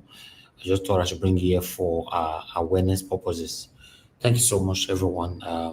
We're going to be having our final submission right now. 2 So, minutes. Niger Watch, please, just 10 seconds. Yeah. Jonathan, Natasha is a fighter for her constituency. I mean, it's on record. I may not have the video, but Natasha Akpoti fights for the people of Kogi. She's a fighter. So to that extent, I think she's living up to expectation as a senator because it's representing a constituency. But as per this visa something, oh boy, all those people will go bomb picking for US. How far? Now they talk now. How far? Trump don't come. But well, it's not for me to say. All right. Thank you, Oga. Thank you, sir. Thank you. Okay, Oga Ike, if you're still there with us, your 2 minutes are final submission. Oh man, this final submission used to be 4 minutes, but 2 minutes. I wanted to talk about the security situation in the north, but I think I need to address this last video you played now. You see, this thing came up before. The person said she was an Ivorian that traveled with her passport and come out. You see, these days now, people are doing TikTok to make money. People are doing so many things. People might have peculiar issues. You see, there are some people that applied for asylum and said, oh, that their people back home wanted to kill them. And they came back here and they were given asylum, got passport, became citizens. And you see that same person traveling home to go and build house in the same village. He claimed that they wanted to kill him. So people have their different records with the US. So you can't use one brush to paint everybody. When the person comes out now to say, oh, look at it, maybe when you trace his record, the lawyer would have told him to say, you know what is in your record, though. When you travel and you are coming back, all of those things will be on the screen. And somebody will come out and take a video because there is a phone in front of you. You will talk and generalize things. People have been traveling. I'm outside the US and I'm going back. Many people have been going and coming back. And this thing has been flying. If you know how viral this video has gone, then you will know exactly how much this man is making from his TikTok. So when people want to talk, they should please particularize. People have peculiar cases. They shouldn't come and generalize things and think things are working the way it is not. Mr. Ike. Yes. Have you traveled to Nigeria since Donald Trump was sworn in? Bros, I have done it. I have done it. Nothing happened. Okay, that's fine then. I just asking. Okay, thank you very much. So we get love for America. Because it's just 2 minutes, I will leave the other one for the security. Thank you. Thank you, sir. Thank you very much, Oga. God bless you. And Patricia, are you still with us? All right. Oga F. Emmanuel, your 2 minutes, sir, if you're there. All right, my brother. Thank you again for the 2 minutes. Well, once again, going back to our Senate floor, all that Mr. Jonathan have said, that they are a bunch of criminals, bunch of 419ers. The only thing is for us to mind them. What I mean by mind them, because if we don't mind them, we will not be minding them. That is why we are in a situation where we are, and they keep getting away with what they are doing. So at this point in time, we are ready to mind them so that they can get out of that seat by crook, by fire, by force. So the thing is, our system is messed up by criminals. That is why we are not moving forward. If you look left, criminal. If you look center, criminal. If you look forward, criminal. If you look back, everybody want to grab one thing or the other. Selfishness. Selfishness has not allowed us to move forward. That's what has kept us. And with lies and deception, somebody will say one thing today, tomorrow the person will say something else. No integrity whatsoever. And the few, microscopic few, that are striving to say the truth, to strengthen the system, people are shutting them down. Righteousness, like the book of Proverbs said, exalt a nation. Evil, sin, lies, hypocrisy is a reproach to any people. It's there in Proverbs, you know me that said it. So the only thing that will bring about progress to us is when we thrive, when we have our dealings in righteousness, openness, cleanliness, doing the right thing per time. That is the only thing that will keep our nation move forward. Otherwise, any other grammar we are speaking here, we are wasting time. So therefore, I pen down by saying, Nigerian people, please, all right, not be religious and be righteous and do the right thing that you're supposed to do. Thank you. All right, thank you very much. Don't mind them, Mr. Davis. Don't mind them. Don't mind them. Thank you so much for coming in today. I appreciate you. Thank you, sir. Black Panther, your 2 minutes, sir, please. Thank you. I beg, I declare. Yeah, go ahead. Thank you. 2 minutes. Okay, 2 minutes. This is your time, man. Now, wow. That's why I thank you for giving us another time to speak. And now, Madam Patricia, you say now the Yahoo boys now spoil Nigeria. Madam Patricia, I say you talk good finish. You carry the table through outside Atlantic Ocean. How can you say now people where you born now spoil your country when you 65 years old man, 90 years old, they are still in power?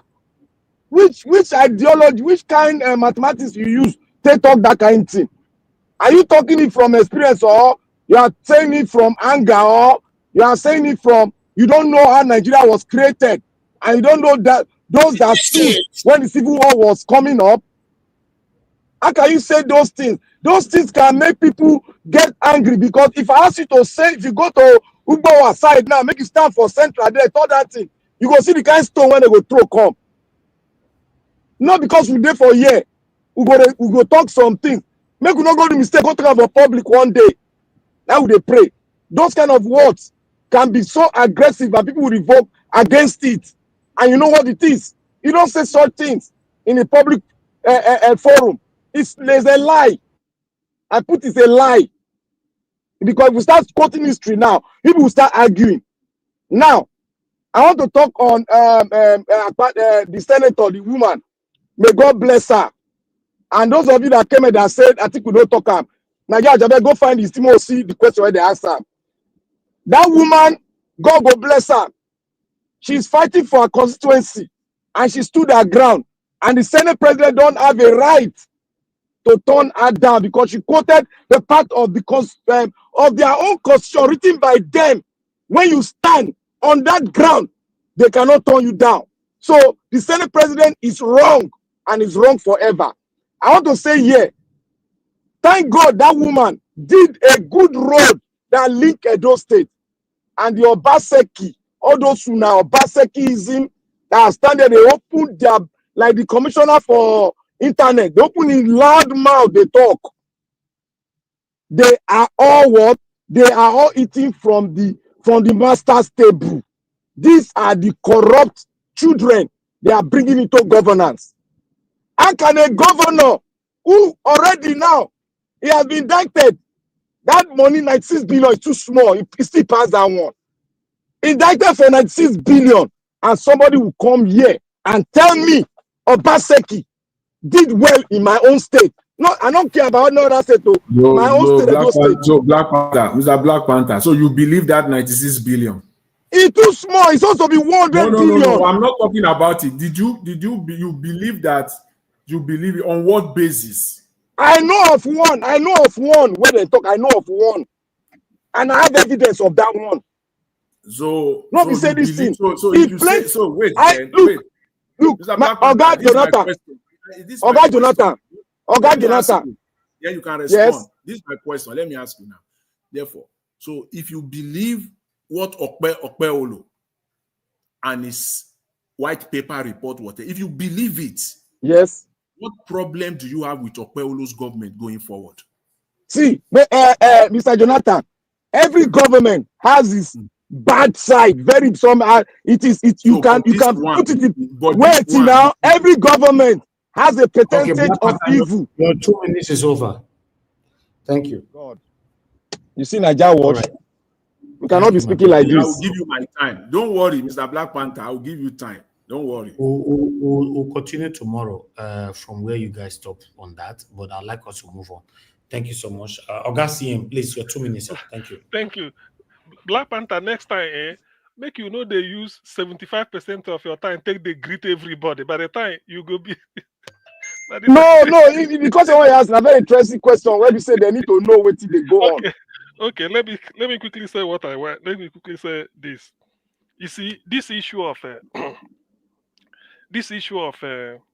Shingo Wigwe, the grandfather dragging property or whatever with the grandchild is uncalled for, particularly at that advanced age. I do not support it. Morally, it's wrong. If I'm in his shoes, what I will do is I bring the girl closer, or even the children, and they advise them how to put those wealth where it should be for their own good, knowing that you go soon join your son, maybe within the next 10 years. That is what you should do. Not even for by now, safe at 90, you should be dashing out most of the things you get. I think I remember Peter be one day saying, he said, no, that the level of making billions anymore. Say, not to give out so that any day in the dying go die empty-handed.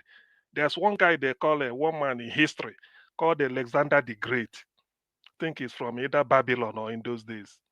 He was a war general. Anywhere he conquer, he go collect their gold, collect everything. One day, he can't know say this word na vanity. He say history. He said if they make a coffin, make them leave something like aperture, 2 holes on both sides. And they want the best doctors in the world to come carry in coffin.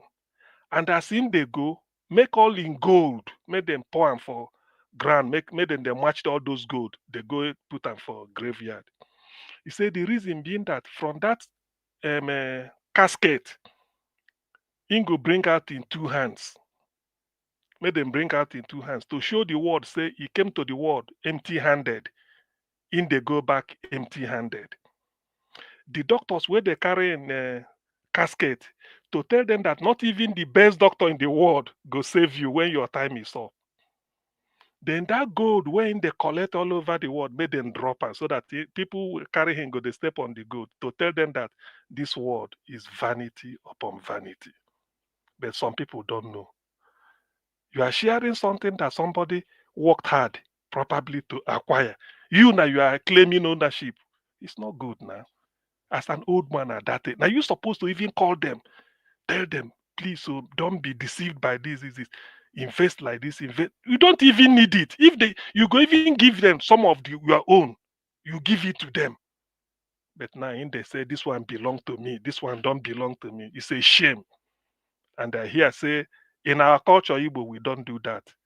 This type of thing, the man safe doesn't have it doesn't have, unless they put a name for will. By right, the grandfather doesn't have anything to do with the proceeds of the grandchildren. No. Unless they put your name for will, say give you so. But if they don't put your name, no. At 90, supposed to have even told them, please come and even inherit this house. You should be happy that you are going home at 90. Some, Nigeria, greediness, Mr. black Siem. people. Oh, 1 year, you there for anyway. No mind them, Sha. No mind them. So the thing there for blood. We are Mr. too Siem, greedy. my worry in this whole thing is that it's like all this one dragging the granddaughter to court, right? Is exposing her to risk. Exactly. Because you don't Because go know 1 year. 1 year exactly, person there are some go do people that are diabolical Yeah, And so many they can do then all go things. do juju now and go plaster the gay face. He go lock the man. The man go collect the thing, run away. Thank you, Niger Watch. Thank you. Before you now All go, right. thank you. Thank you, Augustine. So, Thank you, sir. Dr. Mr. Jonathan. Mr. Jonathan, your 2 minutes start now. Your 2 minutes, sir. Your 2 minutes, Mr. Jonathan. Thank you. Go ahead. Okay, Thank now you. I promise Mr. Black Panther that I will use my time. See, let me just say this on what Dr. Sien was, you see, even this is a man now with a will. Okay. This is a man that left a will behind. How much more is someone by without a will? You can see the destruction that you set up for the people that you for your loved ones. You set up a fight for them. You set up a stage for fight for them. This is not an estate that has no will. Oh. This is an estate that has a will, and still look at it. So it's just I think it's a lesson for all of us. It's a big lesson. We're not just to talk about it. I pray that we'll all take one or two things from it and apply it in our own different. What do you want to eat? Have you don't want to go to Katakwando? Mr. Black Panther, take over. You can. I give you if Mr. Elvis permits, you can have 1 minute. My remaining 1 minute. I take the over. Yes. Thank you. I don't take any. Mr. Jonathan, you ask a question. You see, Mr. Jonathan, when it comes to criminality, it does not have grade. It's either you're a thief. I am not looking at the person. I'm looking at the substance behind everything. Everything was done well according to the law. Set up a panel. It doesn't mean you must bring somebody from Europe to come and look at the book. Any graduate can look at the book. As long as you're an icon, certified graduate, you can look at that book and you know how the process.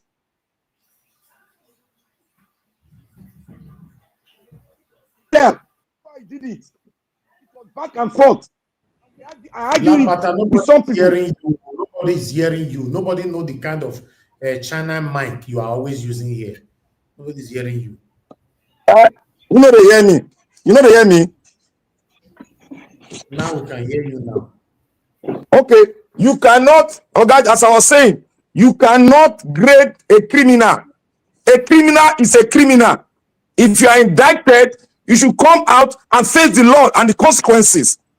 He has been indicted. You don't need a soothsayer or an expatriate to look into the book. As long as you are ICANN certified, whether it belongs to PDP or APC, if the book is there and you look at the book and you are indicted, they should say it out. They didn't even go deeper.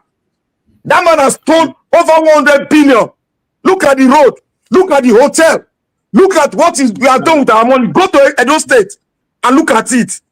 We are not going to forgive him. We are going to drag him on the street. Thank you. I agree with you, Mr. Black Panther. Please don't let us take it personal. All right. And you have the right to do anyways. But see, it is the people. So it is the people that are coming up with this that I have issues with. I can't trust them either. I can't see. Oga Jonathan, forget trust. Oga Jonathan. Criminals. Let's not drag this thing. Let's not drag this thing. I know the buyback of that hotel by his own company. He should come and tell us.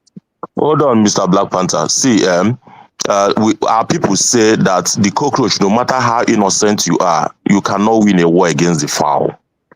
I don't have a problem in constituting an unbiased panel against what Obaseki did, but not Akpabio.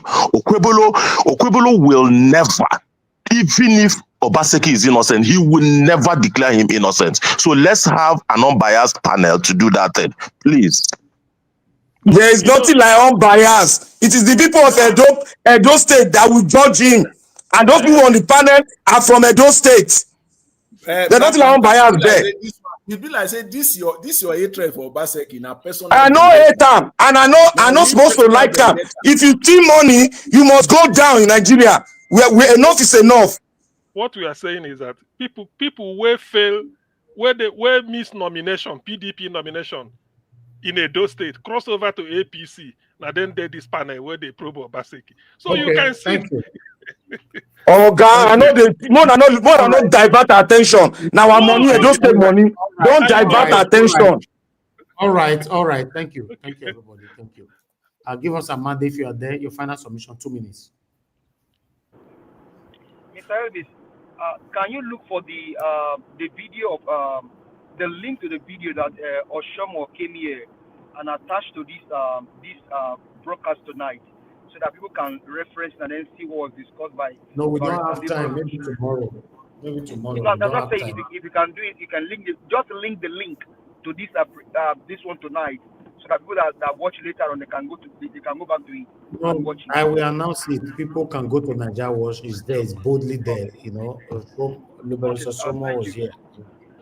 Then I think for Black Panther, well, I don't know what you mean by you're saying that if they are ICANN certified and they are PDP member, they can look at the book. My brother, that is very, very biased. What we are saying is look for an unbiased umpire. The same as said it here. There are big four: PwC, S& Young, Akitola, Deloitte, and KPMG. Let them look at the book. Guys, you are now sounding like as if you are a chronic APC member. When do you start falling in love with Okpewolo? Please, let's be cautious here. We know what they are doing. Give us a mandate seconds, please. See, this is not all about biasness. I'm talking about criminality in governance. Anybody that is found guilty, let him go to court with that 96 billion naira and prove himself that he did not steal the money. Simple. Don't divert our attention, please. All right. Give us a Monday. Are you done?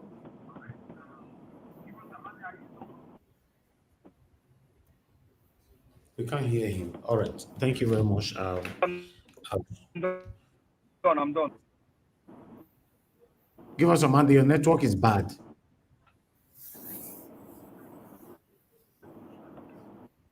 Okay, please just mute. Thank you. I appreciate every one of you, my people. Thank you so much. I understand that sometimes at the end of the broadcast like this, there are more argument, disagreement going on. Yes, 4 hours already. So crossing 4 hours to another minute now is not what I'm willing to do. Thank you so much, my people. I appreciate every one of you. Thank you for your time with us today. I appreciate Oga Ike. Oga Ike, you look like you even wanted to say more as well, like Black Panther. So you never joined us before. Okay, because of Oga Ike, not because of Black Panther. You're the shout for there. Or Mr. Jonathan, because of Oga Ike, I will give 20 minutes for you guys to round up within yourselves. So Oga saying just manage that 20 minutes, and the 20 minutes already started counting now. Thank you, sir. Okay, God bless you, my brother. As a good citizen, I donate my own part of 20 minutes for now. May I don't see, sir, don't they join Niger Watch? They help on and on. Not be say one. Because they don't talk your brother and I don't wrong go. See, I don't join Niger Watch. They help on and on. So may they remember me. I don't donate my own. Why you no go now?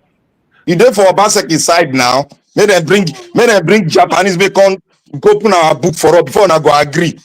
And I will talk to make Western people no come inside the government. Let us do it. Those states belong to the Edo people. We don't need any Deloitte. An accountant, a chartered accountant, can look into that book. There's no special maneuvering in government book. Who buy it? Where did the money go to? Which bank? Now go they find Deloitte, because if Deloitte does it, when I'll say Deloitte is the perfect master of checking account or making audit. Mr. Black. Those people have looked into the book. That is how they are doing it all over the country. In America, here, it is the senators that open the book. Like this now? Wait.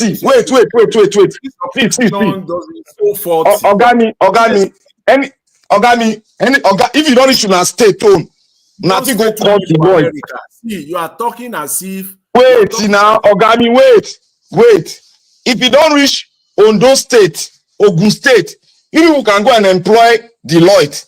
But in our state, where we don't even have money on ground, the people, whether they be GPC or WPC, as long as they are within the law and they found that this money is missing, let the man that they accuse come to court and police go to guide them, make it not run come out. Make it come prove to us, say, he not thief 96 billion. Because the buyback of that, even the estate, the hotel, has already incriminated him. So that is why he's still in London looking for asylum. Let it come back home. Edo State has been bastardized. We don't even have bus stop. Bus stop. Ondo, no get bus stop. We get bus stop for Edo State. Let Mr. Hike talk now so that I can respond to you, because as you did now, you will use up the entire 20 minutes and nobody will talk. Let Mr. Hike talk. But I have to respond to you, Mr. Black Panther. Okay, you see, Mr. Black Panther, you see, when things come like this, you have to be very careful or else you spoil a good case. When they say what is good, when you do it at the wrong time, when you are doing something that is good, but you are doing it at the wrong time, the thing is wrong. You understand? We are saying here that Okpebolo, the kind of animosity, I didn't support Obaseki and his Aswe. I didn't support Okpebolo and so on. But what I'm saying, with the kind of animosity that we saw, Okpebolo is not the right person to try the case of Obaseki. That's all I'm saying. I know it's your money. I know it's Edo State. I'm not from Edo State, but I'm a Nigerian. And anywhere I see truth, I say it. What I'm saying is Okpebolo is not the right person, because Obaseki, even if he is innocent, Okpebolo will never agree that he is. So to make sure that the thing is transparent, let them use an independent auditors to do this thing, so that whatever comes out of it, everybody will accept it. Because as it is now, whatever Okpebolo brings out against Obaseki, even if it is the truth, people will still be arguing it. That's all I'm saying. Nobody wants your money to go. Sincerely, I want Edo money to be accounted for. But at least let's do it with an unbiased judge. That's all I'm saying. Then on the case of security, you see, when the same Black Panther comes out to say what that man is talking is not true, I wonder, even the Chief of Defense Staff have said it. Chief of Defense Staff said that some of them that were caught, that they found foreign currencies with them. Bolaji Akinyemi have said that when they were in that panel, that Boko Haram panel, that the villagers, who has no reason to lie to them, said that in the middle of the night, helicopters were dropping money, food, and weapons. The Ndume have also said it that those NGOs were not being regulated. They refused to be audited. And again, somebody now say it and everybody saying is a lie. Is it because this whole thing happened under the party that you support? Please, let's be transparent when things happen. If my enemy says something that is good, I will applaud it. I will applaud it. Because we have seen this thing that have lasted for more than 15 years. If this thing doesn't have a very strong support, it will die. Abacha said it, that if there is a protest and it lasts for more than 24 hours, then the government's hands in it. All of us believe that there is no way these people would have lasted this long unchecked, and they are expanding their bases. And somebody is coming out to say it and we are saying is a lie. Please, I don't want to monotonize this. I don't want to take over this whole 20 minutes. Thank you very much for the opportunity. Mr. Elvis, thank you so much. Yeah, thank you. Thank you, Mr. Ike. See, Black Panther, let me quickly respond to you. I think the last speaker have done it already. But let me just say this. See, maybe perhaps you've lived in America for too long. You are looking at it as if this is something that is going on in Houston, Texas, or something that is going on in Dallas, Texas. This is Nigeria. And I always say here, and I thank God, one of the speakers, one of the panelists today started, I believe the first or the second speaker said, Nigeria is not normal. And you are painting this as if Nigeria is you are painting it as if it's a norm. It's not normal. If they do this in another climate, in another country, perhaps your position could be, could have been taken. But not in Nigeria. Not in Nigeria by any means. Never. Politicians in Nigeria, that all these things they are doing is just a show. I'm not saying that Obaseki did not, rubbish the state and, siphon or stole the commonwealth of the people of the state. That's not what I'm saying. I'm just telling you that the manner at which this process, has been set up is faulty, ab initio.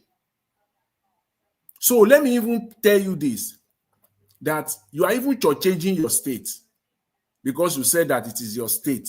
I don't know how I don't know the kind of inference you are trying to make on that one. But you see, you are even changing yourself. Do you know that a more appropriate body or inquiry perhaps could have come out even with more money that Obaseki has stolen? Yes. They could have even done a better job. You are so literally somehow you are shooting yourself in the foot because you said it's your state. So let me help you then. Since I'm not from your state, but I'm a Nigerian. And the last time I checked, Edo State is part of Nigeria, integral part of Nigeria. So I can comment on it too. Mr. Jonathan. Yeah. Why is it that whenever it comes to Edo State, you always say it's your state, your state? Is it not in Nigeria? Is it in the space? And so we don't have any. See.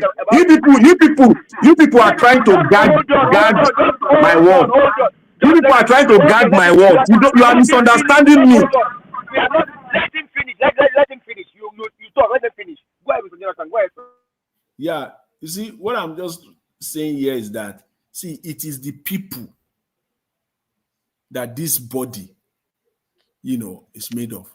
These are not the people you can trust. I know very sure.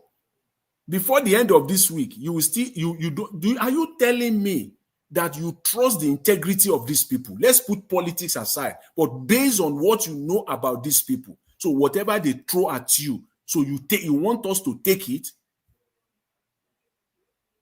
That's what I'm telling you, that these are not the people. Somebody said here today that the country is being governed by full-blown criminals. These are criminals. And everything that they have done here, I can tell you, take it to the bank. They have done it to cover their own tracks too. See, Obaseki has the right. If you want to fight, he can make this a really, really dog fight. And he can go back. He can go back too and lay it bare. Open their dirty linen in the market. All of them will fight naked. I wonder what the likes of you will say then. Because he was the governor. He has access to information, the same information that they have access to now. Obaseki had the same access, and he still has, knowledge of all this information. So if he wants to fight the dog fight, it will just be so messy. Oga Jonathan. Yes. You said you've spoken well. You have spoken like an Englishman. Let me speak like a Nigerian. See, let me tell you guys, if something is done already and you don't have power over it, you make a suggestion, they didn't agree. I don't want to see people, I don't want to make people think I am for APC or I am for PDP. Those people that are following that track, they are just making themselves, I don't know what I will call them. I won't call them a name. They are just trying to gag my word. What I am standing on, since the governor, the people that are ruling Edo State, they don't want to listen to us. And they did it their own way. And they found 96 billion missing. I'm not going to tell them they didn't do it right. I know they didn't bring the best of the best out of the world to come and look at it, or bring one neutral referee. They have done it, and they discover 96 billion. Let's work with that. Let's go to the court and disprove them. And so you believe that Don't ask me what I believe, Oga. Not what I believe, I beg. Don't ask what I believe. Why should you be asking me what I believe? Are you gagging me? What we are saying here is that for what you have done and what you are submitting to, is that this guy is on a weak swing on. Do it plainly. That's what we are saying here. Do it with unbiasedness. We are not saying we know it's so, but deal with unbiased. He just told you. Even what he has done now, if they're supposed to get maybe 100 billion, they are picking themselves in the food. That's what we're saying here. Yeah, that's a fact, Mr. Give us our mandate. If you are arguing, you argue with what I am laying down. You don't bring another point of English point. I am telling you that we have given our suggestion. It's DM gave suggestion how they will do it. They did it their own way. So what are you going to work on? A criminal has been found. Let's work with what we have and find whether he's guilty of what they have done or whether they are biased. We cannot be suggesting forward since they didn't take our suggestion. So let's work with what they gave us. Are we going to overlook it and let the criminal run on the street? Then tomorrow we'll come back and be shouting. Mr. Black Panther, Mr. Black Panther, let's educate ourselves. Let's educate ourselves. Wait. See, when you talk on this issue, you diverted our attention to what has a lot of factors gathered together, and you are coming from one point. That I said that man is lying. And I have the right to say that. If you don't know where I'm coming from, you cannot dispute my fact when you don't know where I'm coming from. Which man are you talking about? Which man are you talking about? The USA ID. You also are here disputing other people's facts now. So what fact did I dispute? What fact? Which person's fact did I dispute here? I mean, somebody spoke earlier about we. You said what you have said is what. So leave. No, you say the specific thing. No, don't talk holistically. Say the specific thing. Hold on. Now, about the part at 6 billion, right? Okay, let's go your way. Now he has done it. Go and bring him and let him come and tell you what he did. Go and bring him. That is what I'm saying. Where's Pedro? Where's the guy that calls himself John Pedro? Pedro, where are you? Come and speak today. Let's hear you. My brother, when you argue something, you go left. You know they stand on one ground. You say, I disputed somebody's fact here. Bring the fact that somebody said here that I dispute. Let us counter it whether I'm wrong. Okay, Mr. Ike was talking about the Wigwe's will earlier. When you came up and said what he has said is not accurate. That's their own belief. You don't have to say that what he has said is not accurate. And that's what. My brother, I talked on tradition. I did not talk on Wigwe directly. Hold on. What is this man saying? Oga, hold on. Whenever people speak, that's their opinion. You make your own submission and just go. Don't come here. See, give us a mandate. If you don't know your tradition, if somebody come here to rob it, so I cannot correct him. What tradition? I only spoke on the tradition. Wait. Give us about it. Understand me very well. Understand me very well. Did he mention when he was talking? He didn't mention it. See, give us a mandate. Understand me very well where I'm coming from. I did not go deep into Wigwe case. I only disputed the two facts that were brought forward. I did not say anything holistically on Wigwe. I only talked on the tradition, and I said the tradition is subject to change. That we cannot bring what's the tradition of US to Nigeria. That is what I spoke on. And I said what the father did was an aberration in our own land. And Dr. CM also concurred with that fact. So what am I disputing? So when you talk, you don't just say, I dey dispute. I'm not here to win anything. I spoke on tradition. Finish. Okay. Let's just see. Let's just move on. But what we are saying here is, okay, now they've done it their way. They found a person say it's still 96 billion. Okay, the 96 billion. Okpewolo. What? Okay, now we have found it. Okay, we agree. Now let's wait for you to bring Obaseki. But you, Okpewolo, do the main job for the people. Do the main job. While you are pursuing Obaseki, looking for him, do the main job for the people. Fix Edo State. But I'm still challenging you. Go back 16 years because the 30 billion water supply is also there. Go back and bring all of those things back. Both Oshomole and Obaseki, they are both in the same camp of stealing Edo State money. Bring all of them together and let's put things right. But that being said, Okpewolo, please do the job for the people as you have been elected. Do the job. Don't just stay on this alone and just dwell on this alone. And 4 years is gone, nothing is done. Do the job. So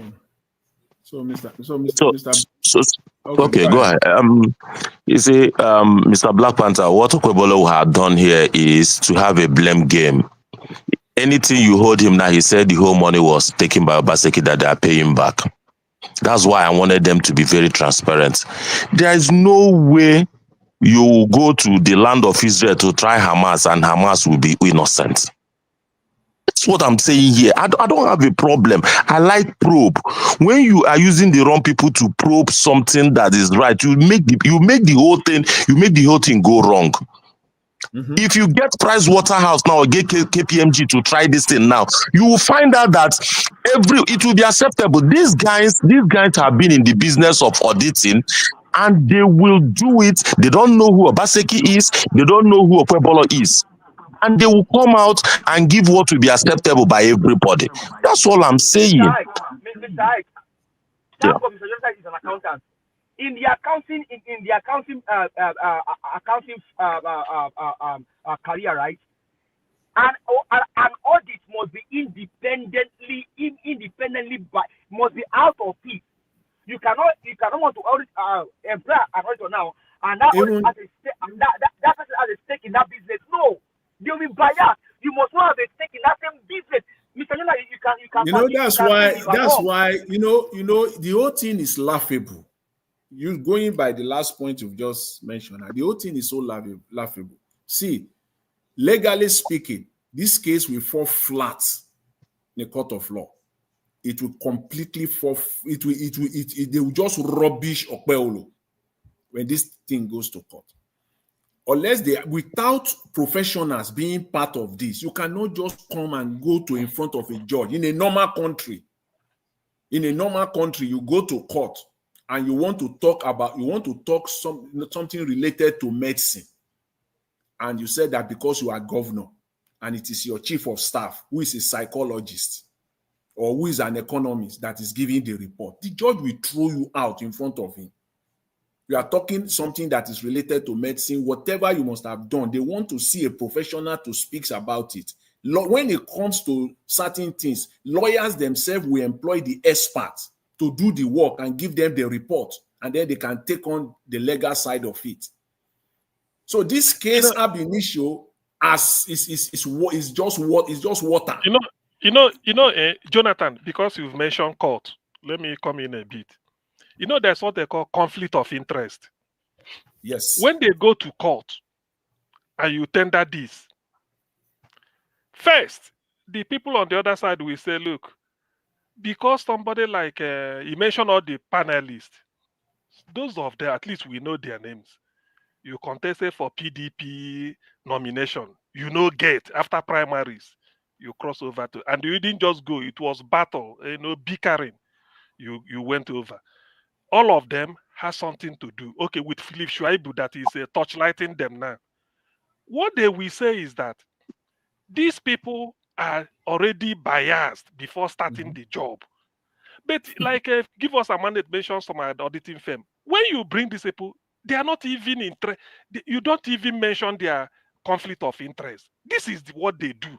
And you doing it, using them, means that you want to be above criticisms. Nobody. I gave an example with Abia, who is quarreling with Lexoti for finding out that they didn't build airport.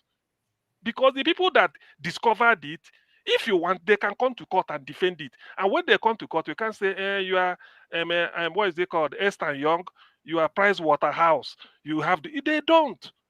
They don't. They'll bring their own international lawyer. They can fly the lawyer from Brazil to come and defend their company. They will say they looked at the case, and these are people that are known.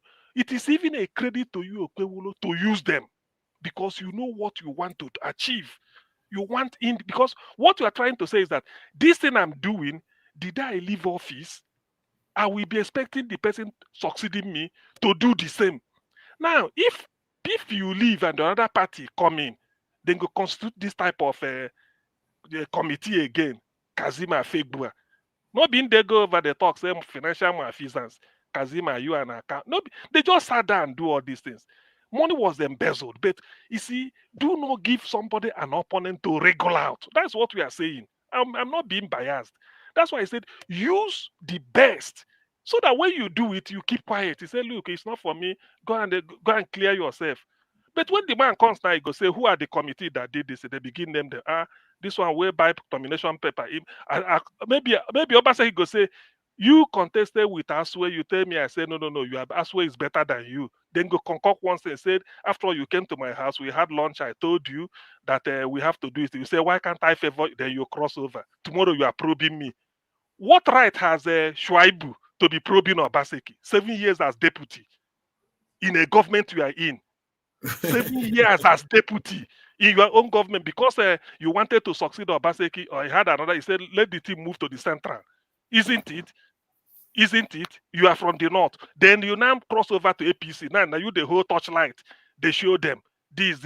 You are not. You see, the open, that's what they call perception is more important than reality. People go just look and say, look.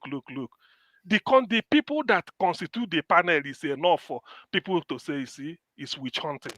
That's what I wanted to avoid when I was saying. That's what because it doesn't mean the man didn't mismanage money. After all, I was on record here to have said, and I'm still on record. Then I said, if there are facts, then bring them. Make we write letters. We arrest Obiano in Anambra State. Write a letter to EFCC. Go the wait before I hand over. So that I go contribute one paragraph. All of us go do them. Then we go just move it. So they no go know before EFCC go don't have letter say we had a petition against you. Even if you go there bribe them, you have done your job as a citizen. It's on record that you've done your own. So for me to suggest that, how can they say they support or I don't support or I don't have time? Any shishi belonging to those states must be vomited out, no matter who take them. That is my own. Yes, but in doing it, use the best method so that nobody go blame you. Nobody go say, hey, this. Yes. Even as you are saying it now, when you are making budget, the executive they call themselves, right? The governor, the commissioners, including the deputy.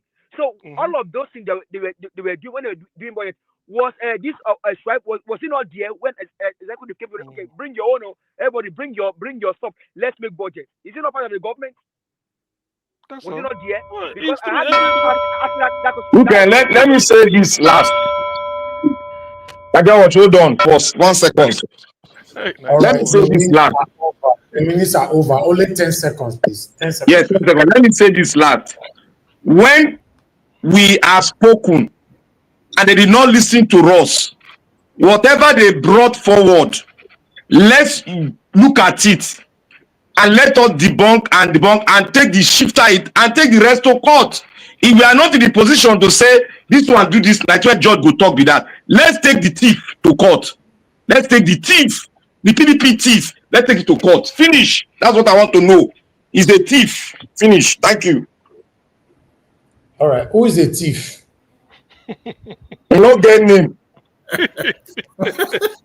No, who are you calling a thief? I need to know now who. Now Obaseki in the call it thief. You can't be calling Obaseki a thief. Did I mention Obaseki name? So what are we talking about? Okay. Now who you want carry go court? Exactly. And the carry person go court. Where you take 96 billion, now they carry go court. I know the judge, I can't judge a person. You are not. When I know what they for a book. We will carry the book, go court. Carry and go, we go jail am. PDP now they carry go court.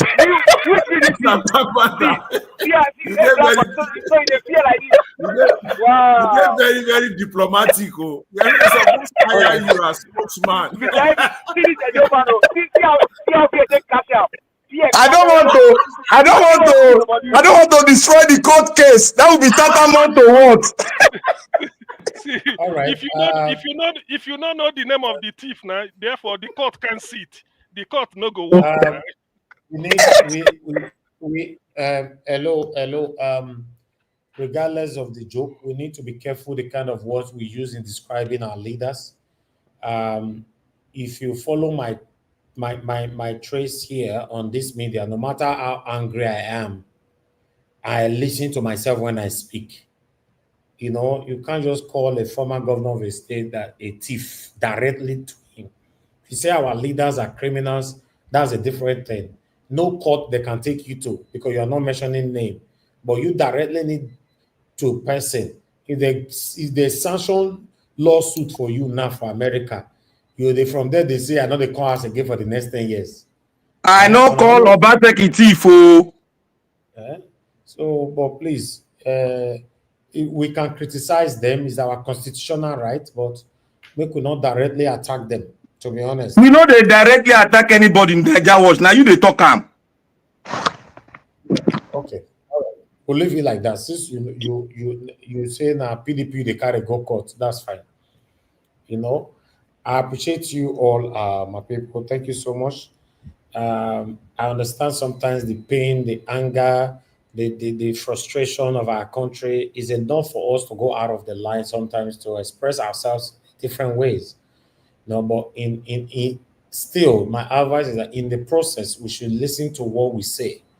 The best I can use in describing these criminals are satanic. That's the best I've ever used. And I promise you all, if I ever go out of my platform tomorrow, maybe I go on a rise or anywhere, I will still describe them all as satanic. That's it. That's the best description I can give to them. But for me not mentioning somebody's name and say, this thing will buy you. What about full-blown criminals? No, if I have proof. Describe them as full-blown criminals. No, I cannot do that. I can only just say how I talk here. That's the best I can go. You can only call them satanic. You know, the best I can go, you already know. When it's more than that, I'm not part of it. You know, because listen, if they don't issue lawsuit for Unana, there you go. No, say some of the people will say, go ahead, we do your back. They're not there anybody back. Oh. I'm telling you, all these people here, they see so. We do your back. Don't worry. We do your lie. You know, we talk about now they say the dance. Naija Watch. You know see how the panelists want to indict me. They say who be the person. I say I don't know the name. But now PDP are the carry go court. Black Panther don't say the panel. Say Naija Watch asks you who be the thief. Now Naija Watch but when I give me interview here now, I fail am.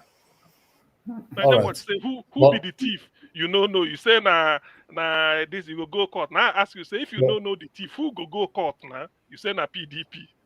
Anyway, regardless of what, yes, we can always say things here and all that, but we should be careful with the kind of words that we use, because it's crazy. It's really crazy, to be honest.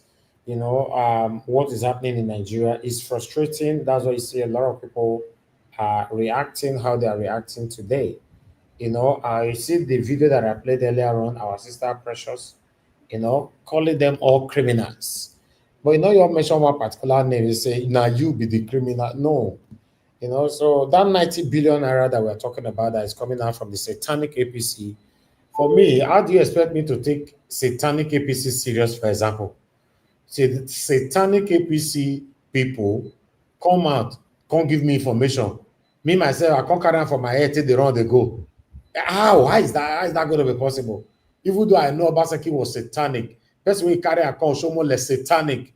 Okpebolo, when they carry come, they have cabinet, all of them are satanic. Then you constantly me carry them for head. Eh? Who unmuted? You know, so that is it. So it's not my business. I don't know who is lying, who is wishing each other, who is fighting each other because of hatred or their selfish interest. But one thing that we must know, these people, their current fight are not because of you and I. It's for themselves. Simple. So why should you join one party, be fighting the other party? When that one not for you to borrow, you join the other one, they fight the other party. No. Doesn't work like that. As far as I'm concerned, at this moment, as of today, I want to shock some of you today. If you want me to pass final judgment, what I've seen so far, Okpebolo in office in 100 days, and Obaseki being in office, for 8 years. Obaseki is still far, 100%, 1 billion% better than Okpebolo. Let's say it is. Because 100 days in office. Okpebolo, they wait for court case. So let's do where they sit down with Avniash. So some of us. Please, if you allow me. Because see, do you know that if anybody in Abia State, with what OT did in Abia State, that findings about how much they embezzle, nobody can question it. Now they talk, man. Question it. You can't. Then they prosecute them. No, they have to agree now because they not prosecute anybody for Abia State, I beg. All right. Thank you. I don't want to enter another topic. Thank you very much, my people. I appreciate you all. Like I was saying, 100 days in office. Some of you, some of us are satanically running away from the realism of the fact that Okpebolo have already failed in 100 days in office. I will judge him on that. You are running from the fact that Okpebolo could not address Edo Light after 100 days in office. Today, Okpebolo could not come out to speak and tell us himself what he do in 100 days. All Okpebolo could do is to hire satanic Oshomole to come and be speaking to us through ITV.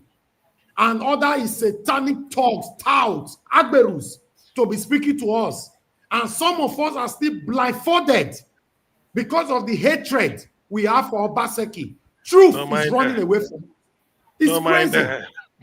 It's crazy. Because at the end of the day, if we hate people so much, the truth sometimes will be running away from us. That is what we see. I'm not in support of Obaseki. I'm not in support of any of them. Yeah. In this particular broadcast today, when I was about to talk about Natasha Akpoti, I speak ills about Obaseki. So it shows that I'm not here for Obaseki. For some of you that is saying they paid this one, they paid this one. Now they're hungry. I'm not the hungry.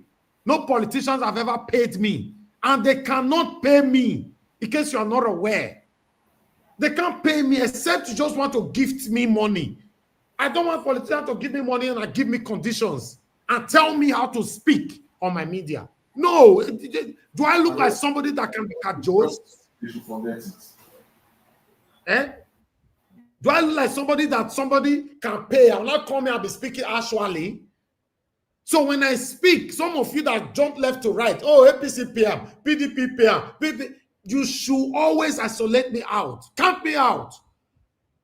As far as I'm concerned, I repeat my word. 100 days in office of Okpebolo is a failure. Total failure. Obaseki is far better than him. If 1 day of Obaseki is better than 100 days of Okpebolo in office. If I don't like that, make una jump. If you get skyscraper near you, from there, jump. Let's be honest to ourselves. All of you listening to me. Somebody is gradually destroying. They have turned your state to a touting state. Nobody is addressing that. Nobody talking about that. Obaseki have become a problem even after he left office. Let's criticize people with facts, with sincerity. I don't mind, I criticize them. But when it now comes to people carrying hatred, carry ukoki to carry hatred on their head, it becomes a problem. Between you and I, everyone listening to me right now, are you proud of 100 days in office of Akpabio? The same Akpabio could not address nobody. As we speak, you have a governor that cannot come out to pick up a mic. My fellow Edolites, my 100 days in office with sagacious sagacity to express itself in a bravery way. He could not. He sent a satanic Oshomole to ITV to deceive Nigerians or deceive the Edolites. Some of you running away with it. With the watch now, make me tell you now, say, if you can be my friend for 10 years, you should be celebrated. Because many friends always, after 1 year, they're not my friend again. Not be with the opportunity and then they run. You can't, it's difficult to match me. It doesn't mean I'm better than you. It's difficult. Because my stand is not looking for anything. Oh, maybe I do this one. Tomorrow, one politician will come buy me car or come give me money. No. Everybody get the way they take. Everybody have their own destiny. These people are satanic. They don't care about you and I. For you and I to be fighting ourselves because of them is a misplaced priority. Thank you very much, my people. Good morning, good afternoon, good evening to everyone. We've come to the end of this broadcast. I appreciate you, Mr. Ike, for coming in today. Oga F, Manuel, Mr. Jonathan, Oga CM. Thank you, my brother. Black Panther, give us a mandate, my brother. I appreciate you. I get Madam Patricia was with us as well. We get full screen for here today. You know, everybody, some people don't go. Oga Nero was here. And in case I didn't mention your name, it's not retentional, but I know a lot of you were here. God bless you all. Thank you for those of you that supported the channel today. Allah be pleased to hear me. Thank you so much. I appreciate you. Rita Edo Jegede, God bless you. I appreciate you. Thank you, Wale, for the money you sent earlier on. And thank you, Homes and Property, for the 5K you sent as well. I'm very, very grateful. May your pocket never run dry, you all. Thank you so much, Mother, for Mommy Diaspora. Thank you very much, Mommy, for all that you do. I appreciate you always for always being there, your prayers, advice, and your support. Thank you very, very much, Michael Ganemaro, Black Panther, Mr. Johnson Emmanuel. Thank you all. I appreciate every one of you, my people. Victor Oganekbos, thank you very much for your time with your Peggy Modi. God bless you all. Kiss the Geriahi, and many others, Love Manduka, and many, many others. Thank you very much, Peggy Modi, and many of you right there. Those of you that call into the show today, thank you very much. Tony Africa, Wale, and many others that call in today. I appreciate you all. We've come to the end of this broadcast right now. I'll see you guys again. Fingers crossed tomorrow, 7 p.m. Nigerian time. My people, let's stand for what is right, regardless of anybody that is involved. Stand for what is right. Remember, you have just one life to live. Death is inevitable. My people, and God bless you. Now have a good night.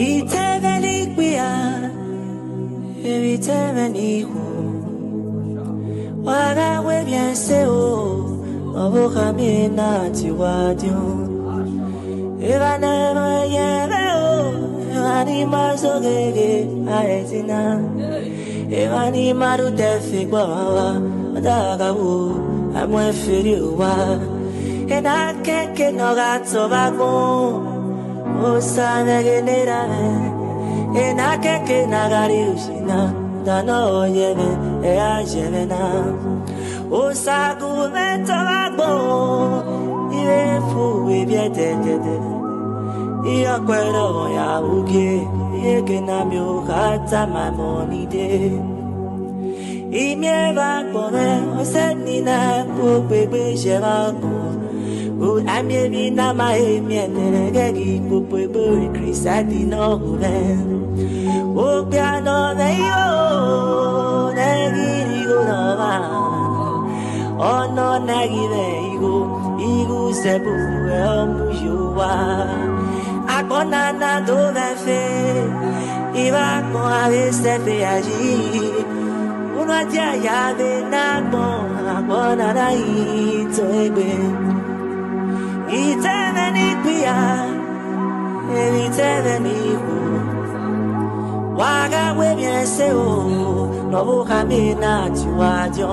Oh, osagu me ware, ni mio matien. No ma mio matien, agitiojo oh osagu beware ni ware ni miomadie no ma miomadie oh agitiojo oh itanga ni pia ke vitanga ni ko wae yalare o waki matosiona owe kyo amega mwe o weno yo hana iruwa managi we biojo agi sede yunuke katona eo ebina uyo hao eo haya ba managi uda abagba ebe agi sebe ibiedume ama fanoko agi ebi noruwe ama nagi lawa agi sede na boye o piano meigo agi jigo baka eya ubo ai ono na anu sake agon eu o sagobe yo ti o me gbigo kumeri yo ti o me bobo o sanu kumeri yo ti o me buto me na ti o ju o sagobe ware ni mi o ba ti e me gbigo me pomo no ma mi o ba ti e me buto me agi ti o jo o sagobe ware me gbigo ni ware ni mi o ba ti e me pomo no ma mi o ba ti e me buto me agi ti o jo o sagobe ware me gbigo ni ware ni mi o ba ti e oh ma mi o ba ti e agi ti o jo